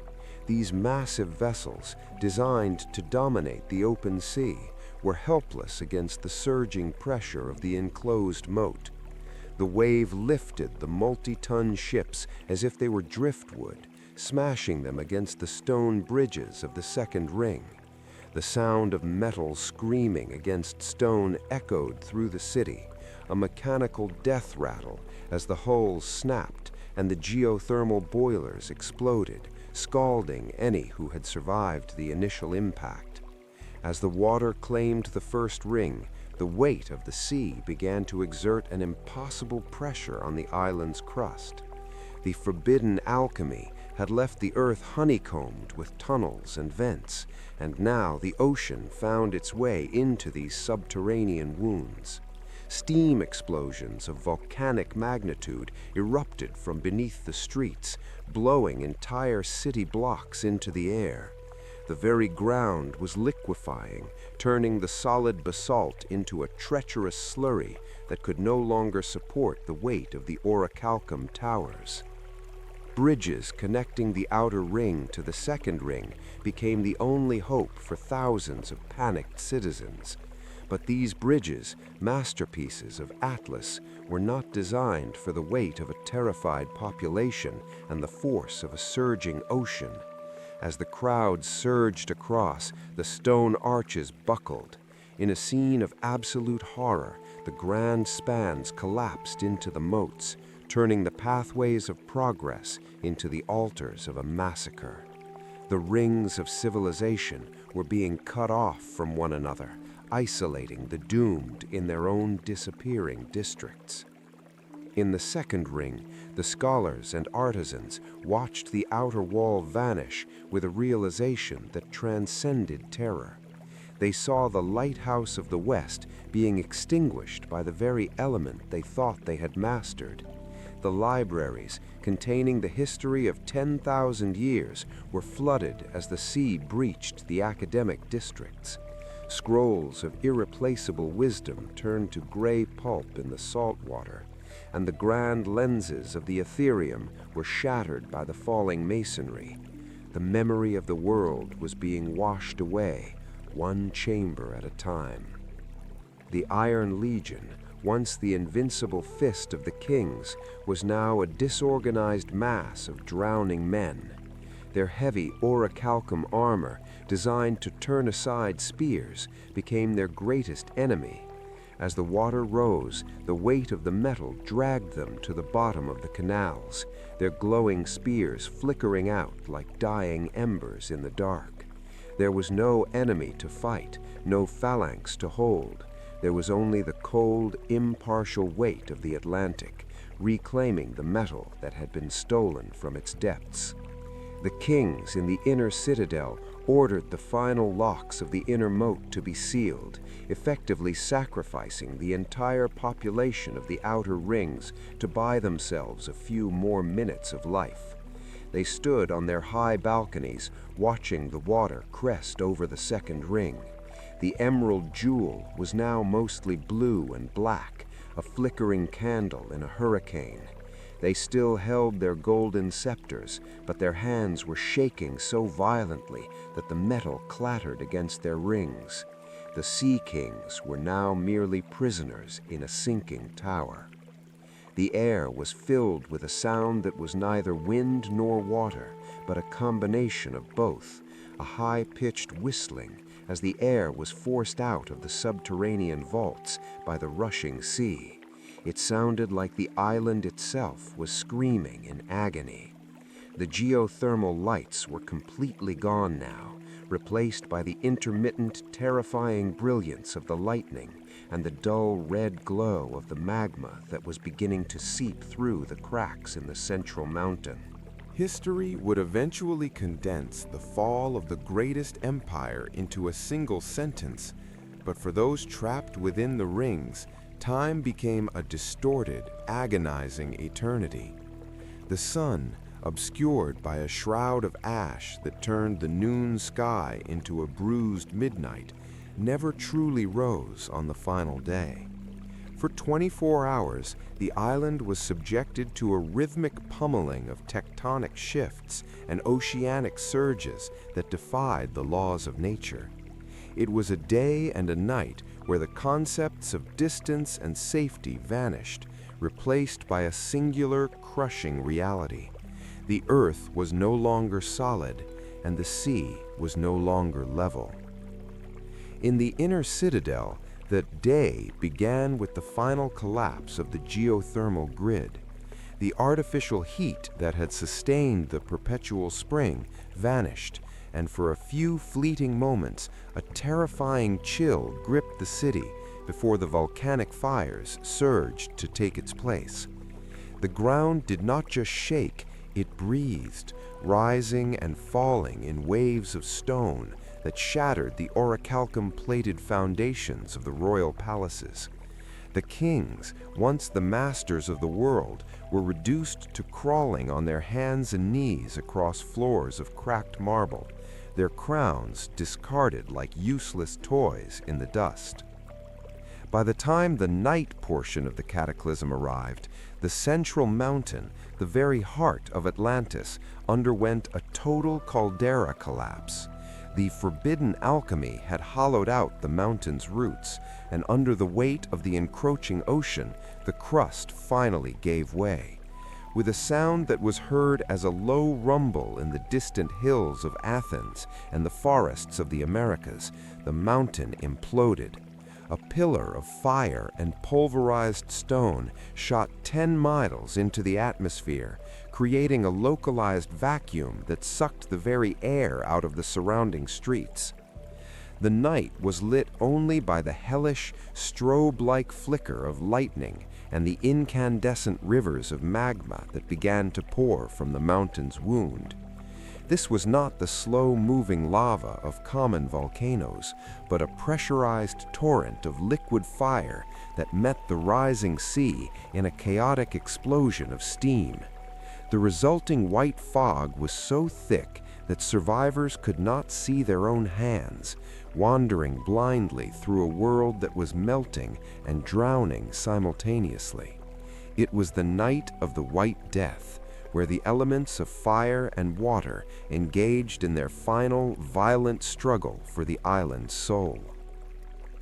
As the hours ticked toward the end, the physical rings of the city began to lose their circular shape, warping and twisting as the island tilted into the abyss. The inconcentric moats, once the pride of Poseidon's design, became a single swirling vortex. The water was no longer just invading, it was reclaiming. The vacuum created by the collapsing magma chamber began to pull the ocean inward with such force that the sea level for miles around the island dropped, only to return as a series of massive secondary surges that finished what the first breach had started. In the night, the social order of Atlantis vanished completely. There were no kings, no soldiers, and no scholars, only shadows moving through the steam. The Iron Legion's armor became a tomb of hot metal as the geothermal heat radiated through the streets. The silence of the gathering storm was replaced by a cacophony of breaking stone, hissing steam, and the relentless roar of the Atlantic. It was a day and a night where the accumulated sins of 1,000 years were paid for in 1,000 seconds of absolute, unmitigated terror. The high priest Thalassa spent the final hours in the Ethereum, watching the stars for the last time. Even through the ash, he saw the constellations shifting, not because the stars were moving, but because the island was tipping. He saw the great square of Pegasus dip toward the horizon as the northern edge of the island began its descent into the trench. He did not flee. He simply sat among his broken lenses, a witness to the exact moment when the Emerald Chronicles ran out of pages. He was the last man to keep the time in a city that no longer had a future. By the dawn of what should have been the second day, the inner citadel was a jagged island of rubble in a vast foaming sea. The rings of civilization were gone, buried under hundreds of feet of sediment and salt water. The only things left above the surface were the highest peaks of the central mountain and the topmost spires of the Temple of Poseidon. The one day and one night had stripped away the gold, the silver, and the pride, leaving only the raw, wounded earth. The island was no longer a jewel, it was a scar on the face of the deep.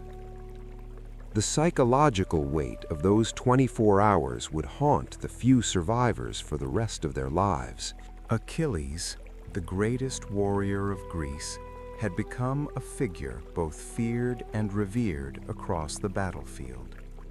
His presence alone could turn the tide of any engagement, and for years he had been unstoppable, driven by grief, fury, and unmatched skill. Yet even the mightiest of heroes are not invincible, and fate, as ever, held a secret vulnerability that would determine his end. The war continued to rage around him, a storm of clashing shields, flaming arrows, and cries of the dying. Achilles led the Greeks with unyielding ferocity, cutting through Trojan forces as if propelled by divine wrath. Soldiers on both sides marveled at his strength and courage, unaware that a single hidden weakness lay beneath the armor that made him nearly untouchable.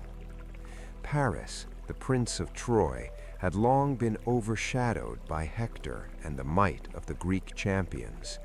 Yet cunning and chance often shape destiny, and Paris carried with him an opportunity that would forever change the course of the war. Guided by his resolve and perhaps divine intervention, he prepared to strike at the one point where Achilles was mortal, the only flaw in his otherwise invincible form. In the chaos of battle, Paris loosed an arrow aimed at Achilles. The shaft flew swift and true, striking with unerring precision at the hero's heel, the single vulnerable spot that had been his hidden weakness since birth. It was a small wound in a vast and formidable body, yet it carried the weight of destiny. The arrow pierced the flesh, bypassing armor and strength, and inflicted a fatal blow that even Achilles' unparalleled skill could not survive. Achilles faltered for the first time in his legendary career. The mighty warrior, who had struck down countless foes without hesitation, stumbled and fell to the ground. His warriors and enemies alike froze, witnessing a moment that seemed impossible. The invincible Achilles brought low by a single arrow. The battlefield itself seemed to shudder in disbelief at the sudden vulnerability revealed in a man who had long been untouchable. Greek soldiers rushed to his side, their grief immediate and profound. the hero who had led them through years of grueling war, avenging Patroclus and shaping the course of battles with his unmatched prowess, was now mortal, struck down in a sudden and devastating blow. The loss was not only strategic, but deeply personal, shaking the morale of an army that had relied on his might as a beacon of hope. Trojans, too, reacted with a mixture of triumph and awe. Paris's arrow had accomplished what years of warfare could not. It had claimed the life of Greece's greatest warrior. Yet even in victory, the cost and weight of war remained evident. The battlefield was strewn with the dead and wounded, a testament to the human suffering that Achilles' death, while monumental, could not erase. Achilles' death became a moment of mythic significance, marking the turning of eras in the Trojan War. Stories spread of the hero felled by a single vulnerable point, and the legend of the Achilles' heel was born, a symbol of human imperfection even in the greatest of warriors. The lesson endured. No matter how strong or skilled, mortality touches all, and fate reserves the final word. The Greek army mourned deeply, yet the war pressed on. Leaders sought to rally the troops, inspired by the memory of Achilles' courage and determination. His life and death became a rallying point, reminding soldiers of the sacrifices required in the pursuit of honor, vengeance, and survival. Achilles had been a symbol of wrath and heroism, and his absence left both a strategic and spiritual void in the Greek ranks. In the annals of history and legend, Achilles' death endured as a defining moment of the Trojan War. The hero who had slain Hector, avenged Patroclus, and turned the tides of countless battles was felled not by strength or skill, but by a single vulnerability. In the highest chamber of the central palace, far above the screaming moats and the thunder of collapsing bridges, Queen Selene stood alone. While the 10 kings had spent their final hours in a frenzy of military orders and alchemical panic, the queen, the direct descendant of Cleito's line, had retreated to the ancient open-air oratory that overlooked the sacred mountain. She had cast aside her orichalcum threaded robes, standing now in a simple gown of white linen, her feet bare on the marble floor that was vibrating with the final rhythmic pulses of the island's heartbeat. The queen did not pray for the salvation of the towers or the return of the merchant fleets. She was a daughter of the sea, and she knew that the tide had come to collect its debt. She knelt before a small, unadorned statue of Poseidon, one that predated the gold-plated monstrosities of the new era. Her prayer was a low, melodic lament, a song of return that acknowledged the arrogance of her people and the violation of the emerald soil. She spoke to the Earthshaker not as a master, but as a child who had seen her family lose their way in the blinding light of their own vanity. As she prayed, the etheric energy that had been weaponized by the alchemists began to gather around her, but not in a destructive beam. Instead, it formed a soft sapphire aura that shielded the oratory from the sulfurous ash and the scalding rain. In this small pocket of peace, the queen offered the soul of her civilization back to the deep. She asked that the knowledge they had gained, the math, the music, and the medicine, might not be entirely erased, but scattered like seeds upon the currents, to be found by humbler hands in the ages to come. Outside the oratory, the palace was a scene of chaotic ruin. The walls, inlaid with ivory and silver, were weeping salt water, as the sea level rose to meet the high balconies. The kings had finally stopped their shouting. They were now huddled in the great hall, waiting for the end in a catatonic silence. But the queen's voice remained steady, rising above the roar of the caldera's collapse. She was performing the ritual of the final breath, a sacred duty passed down through the female line to ensure that when Atlantis fell, it did not fall in hatred, but in a state of surrendered grace. A final colossal tremor shook the mountain, and the floor of the oratory tilted sharply toward the abyss. The statue of Poseidon slid from its pedestal, disappearing into the white foam of the encroaching waves below. Queen Selene did not flinch. She watched as the garden of perpetual spring was swallowed by a wall of black water, and she watched as the great statue of the temple, the gold-plated idol of the high golden age, was toppled by the wind. She saw the end of her world, and she met it with a gaze that was as clear and deep as the primeval ocean. In that moment of total dissolution, it is said that the goddess Amphitrite, the wife of Poseidon, appeared in the spray of the waves. She did not come to save the city, but to escort the queen's spirit.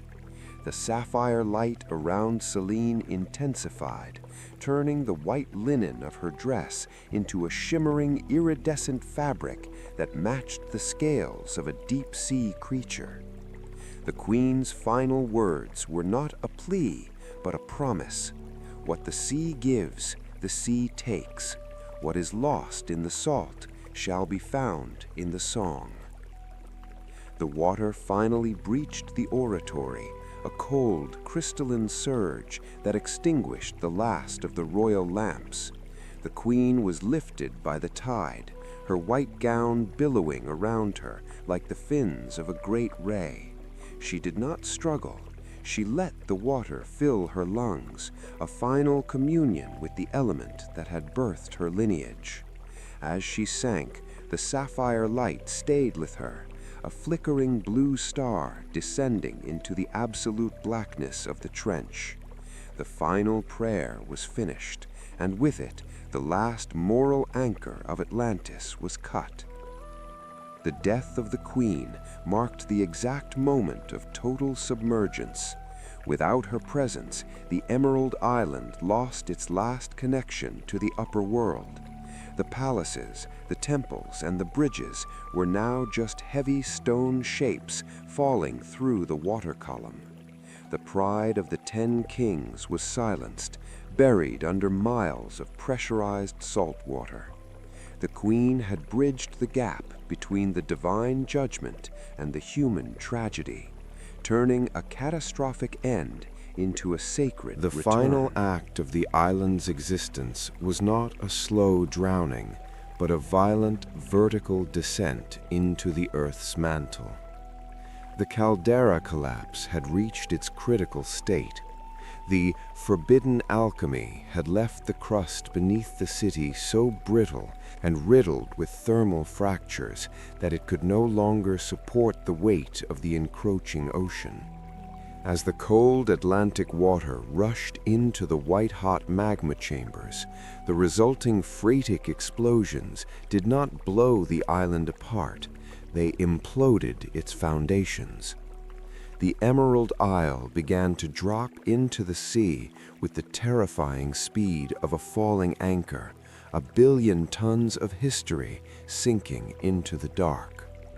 As the city submerged, the pressure of the water column began to exert a crushing force that no Atlantean architect had anticipated. The hollow vaults of the second ring, the secret libraries, and the great domes of the Ethereum imploded under the sheer weight of the ocean. The air trapped within the city was squeezed until it ignited, creating flashes of white light that flickered like dying stars beneath the waves. One by one, the orichalcum-plated towers snapped, their red-gold skins peeling away as they were dragged into the crushing depths of the Atlantic Trench. The central ring, housing the Temple of Poseidon and the royal palaces, was the last to vanish. As the water reached the peak of the sacred mountain, a massive whirlpool formed, a vortex so powerful it could be seen from the stars. It sucked in everything that remained, the broken ships of the Iron Legion, the remnants of the silver bridges, and the vast quantities of gold and gems that had once defined the empire's vanity. The heart of Atlantis was being pulled into the throat of the world, returning every stolen mineral and every drop of diverted energy back to the core. The physics of the great submergence were absolute. As the island reached the deeper layers of the ocean, the temperature dropped and the pressure rose to thousands of pounds per square inch. The ivory roofs and the marble statues were pulverized into a fine gray silt that clouded the water for miles. The lighthouse of the west was not just extinguished, it was buried under a blanket of sediment and salt. The lights of the city, which had defied the sun and moon, were replaced by the eternal, freezing blackness of the midnight zone. Within the sinking ruins, the final remnants of the Iron Legion and the 10 Kings met a silent, cold end. There was no battle left to fight, only the crushing weight of the element they had sought to command. Their armor, once a symbol of their superiority, became their leaden coffins. The gold of the great statue in the temple, so heavy and pure, tore through the floor of the sanctuary and led the way into the abyss, coming to rest in the lightless muck of the ocean floor, where no human eye would ever behold its radiance again. As the whirlpool finally spent its energy and the surface of the Atlantic smoothed into a glassy, deceptive calm, a massive shock wave rippled outward from the site of the submergence. This wave, the great tsunami, raced toward the distant continents at the speed of a bird in flight. It struck the shores of the Mediterranean, the Americas, and the Northern Isles with a force that erased the Atlantean colonies and outposts. The empire was not just being destroyed at its center, its shadow was being scrubbed from the face of the entire world, leaving only the indigenous tribes to witness the change. The stars above the Atlantic were the only witnesses to the final moment. As the air cleared of the volcanic ash, the constellation of the Charioteer sat directly over the vortex. The silence that followed was heavy and prehistoric. There were no screams, no steam, and no thunder, only the rhythmic, indifferent wash of the waves. The Emerald Chronicles had officially transitioned from a record of a living people to a set of ruins in the silt. The geography of the world had changed, and a massive void was left where a superpower had stood only hours before. Deep on the ocean floor, the descent finally ended. The remains of Atlantis settled into a jagged, broken landscape at the bottom of the trench. The orichalcum, reacting to the extreme pressure and the mineral-rich water, took on a dim, ghostly luminescence, casting a faint red glow over the ruins. It was a city of ghosts, a monument to the price of hubris. Deep beneath the relentless heave of the Atlantic, where the light of the sun has not touched the earth for 10,000 years, the remains of Atlantis have become part of the geological soul of the planet. The once vibrant rings are now jagged ridges of basalt and limestone, draped in a thick shroud of oceanic silt and the skeletal remains of 1,000,000 years of marine life. This is the abyssal silence, the final resting place of the empire's pride. Yet even in this crushing darkness, the city is not entirely dead.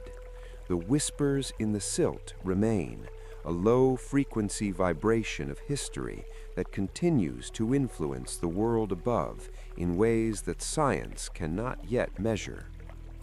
The orichalcum, though buried under miles of sediment, possesses a unique molecular resonance that does not fade. In the deep trenches, the red-gold metal continues to pulse with a faint rhythmic energy, acting as a beacon for the creatures of the deep. Giant cephalopods and bioluminescent fish gather around the ruins of the Temple of Poseidon, drawn to the ghost heat that still lingers in the stones. To the eyes of the abyss, Atlantis is still a city of light, a phosphorescent skeleton that glows with the memory of the forbidden alchemy and the prayers of the queen. Over the millennia, the shifting tectonic plates have slowly pulled the ruins deeper into the Earth's crust. The rings of civilization are being digested by the planet, their minerals recycled into the magma that will one day form new islands and new mountains. The gold of the great statue is being crushed and folded into the rock, becoming a hidden vein that future miners may find without ever knowing they are touching the eye of a god. The physical erasure that Zeus demanded is nearly complete. The island is becoming part of the very fire it once sought to control. However, the whispers extend beyond the physical realm. The trauma of the cataclysm left a psychic scar on the collective unconscious of humanity. This is why the story of a lost paradise and a great flood appears in the mythology of every culture on Earth, from the diluvium of the Romans to the pralaya of the Hindus. It is a shared dream, a racial memory of a time when we lived in harmony with the stars and then lost it all to our own arrogance. Atlantis exists in the silt of our minds as much as it exists in the silt of the ocean floor. The artifacts that survived the fall, the lead-lined canisters and the orichalcum shards, have become the out-of-place artifacts, or OOP-arts, that baffle modern archaeologists. A plug found in a geode, a map of the Antarctic that predates the ice, a mechanical device of impossible complexity found in a shipwreck. These are the fragments of the Emerald Chronicles breaking the surface of time. They are the whispers of a lost technology, reminders that the linear progress of history is an illusion and that we have climbed these heights before, only to fall back into the mud. The whispers in the silt also serve as a biological legacy. The DNA of the survivors, thinned by 10,000 years of interbreeding, still carries the markers of the Sea Kings. It manifests in the occasional genius, the visionary architect, or the sailor who feels a strange, aching nostalgia for the open ocean. We are all, in some small way, the children of the rings. The curiosity that drives us to explore the stars and the depths is the same hunger that once built the Ethereum. We are a species with amnesia, searching for a home we can no longer name. Occasionally, the ocean itself brings a message to the surface. After a great storm or a seismic shift, pieces of sea amber, fossilized resin from the gardens of perpetual spring, wash up on the shores of the Azores or the Bahamas. Within these golden stones are trapped the exotic flowers and the tiny insects of a world that no longer exists. They are the physical proof of the whispers, tangible fragments of a dream that refuse to stay buried. They are the lighthouse of the West, sending out one final flickering signal to a world that has forgotten how to see it. The High Priestess Thalassa's final prayer has been fulfilled. The island has become a myth, but a myth with the power of truth. The whispers in the silt act as a spiritual governor on human ambition. Every time a new empire rises and begins to play with the primal fire, the memory of Atlantis stirs in the back of the human mind. It is the check in the cosmic game that reminds us that our foundations are only as strong as our humility. The silence of the abyss is not empty. It is a profound warning roar that only those who listen with their hearts can hear. The story of Atlantis does not end at the bottom of the ocean. It begins again every time a human being looks at the horizon with wonder, or seeks to build something that will outlast their own life. The Emerald Chronicles are not a tombstone, but a seed.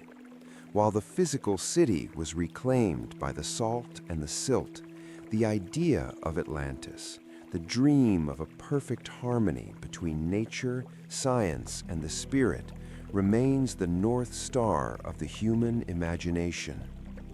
It is the utopia we are always chasing, the golden age we are trying to reclaim, and the lost paradise that reminds us of our own potential for greatness and for ruin. The final legacy of the island was the democratization of knowledge. When the scattered survivors blended into the younger civilizations, they didn't just bring tools, they brought a perspective. They taught that the universe is governed by laws that can be understood, and that the stars are not just lights in the sky, but maps of time and space. This Atlantean spark ignited the fires of the Renaissance, the Enlightenment, and the modern scientific revolution. We are the inheritors of their curiosity, and every time we launch a telescope or explore a trench, we are continuing the work of the star walkers who once sat atop the obsidian peaks. The new beginning is found in our architecture and our cities. We still build in circles and squares, seeking that same geometric peace that Atlas once envisioned. We still strive for a perpetual spring through our technology, though we now carry the warning of the forbidden alchemy in our history books. The Emerald Chronicles have taught us that a city is not made of stone and orichalcum, but of the values and the justice of its people. We have learned that the tallest tower is only as stable as the compassion of the person living in its shadow. For you, the chronicler of these pages, the journey of Atlantis is a mirror. It asks us to look at our own rings, our families, our communities, and our global home, and to consider how we are tending to our own gardens.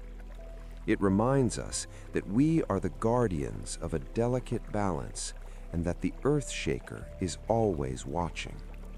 The new beginning is the realization that we don't need to find the physical ruins of the island to experience its magic.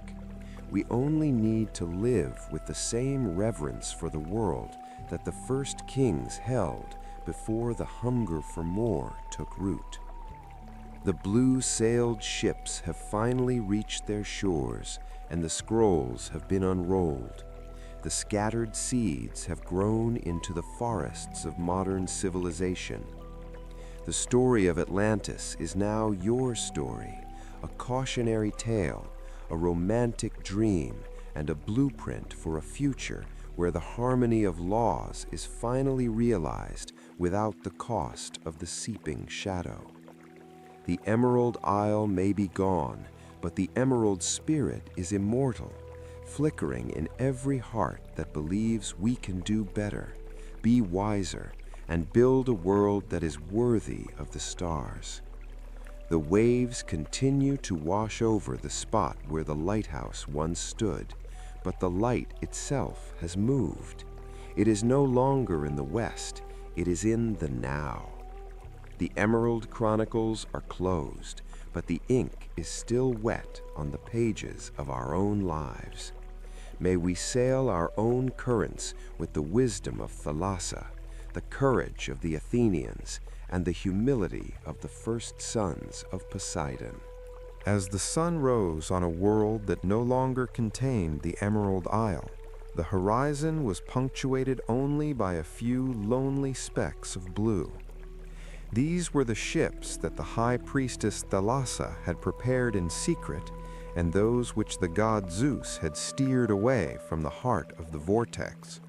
They were not the heavy iron dreadnoughts of the legion, but the modest wooden vessels of the scholars and the humble. On their decks, men and women stood in a state of catatonic shock, their eyes fixed on the empty patch of ocean where, only a day before, the tallest towers in the world had pierced the clouds. They were the scattered seeds, the only living carriers of a 10,000-year history that had been erased in 24 hours.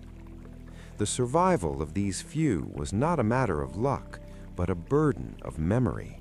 They carried with them the lead-lined canisters containing the most vital scrolls of the Ethereum, the blueprints of the stars, the agricultural cycles, and the warnings of the Great Tremor. As they drifted on the currents, the survivors were faced with the terrifying reality of their new existence. They were the most advanced beings on the planet, yet they possessed nothing but the clothes on their backs and the knowledge in their minds. The hierarchy of the rings had vanished. There were no kings among them, only witnesses. The currents, guided by the unseen hand of Poseidon, carried the ships in diverging directions. One small flotilla was pushed eastward toward the rugged coasts of the Mediterranean and the delta of the Nile. Another was pulled westward toward the lush, untamed jungles of the Americas. A third was swept northward toward the misty isles and the frozen fjords. This fragmentation was necessary. The power of Atlantis could never be allowed to reconvene in one place.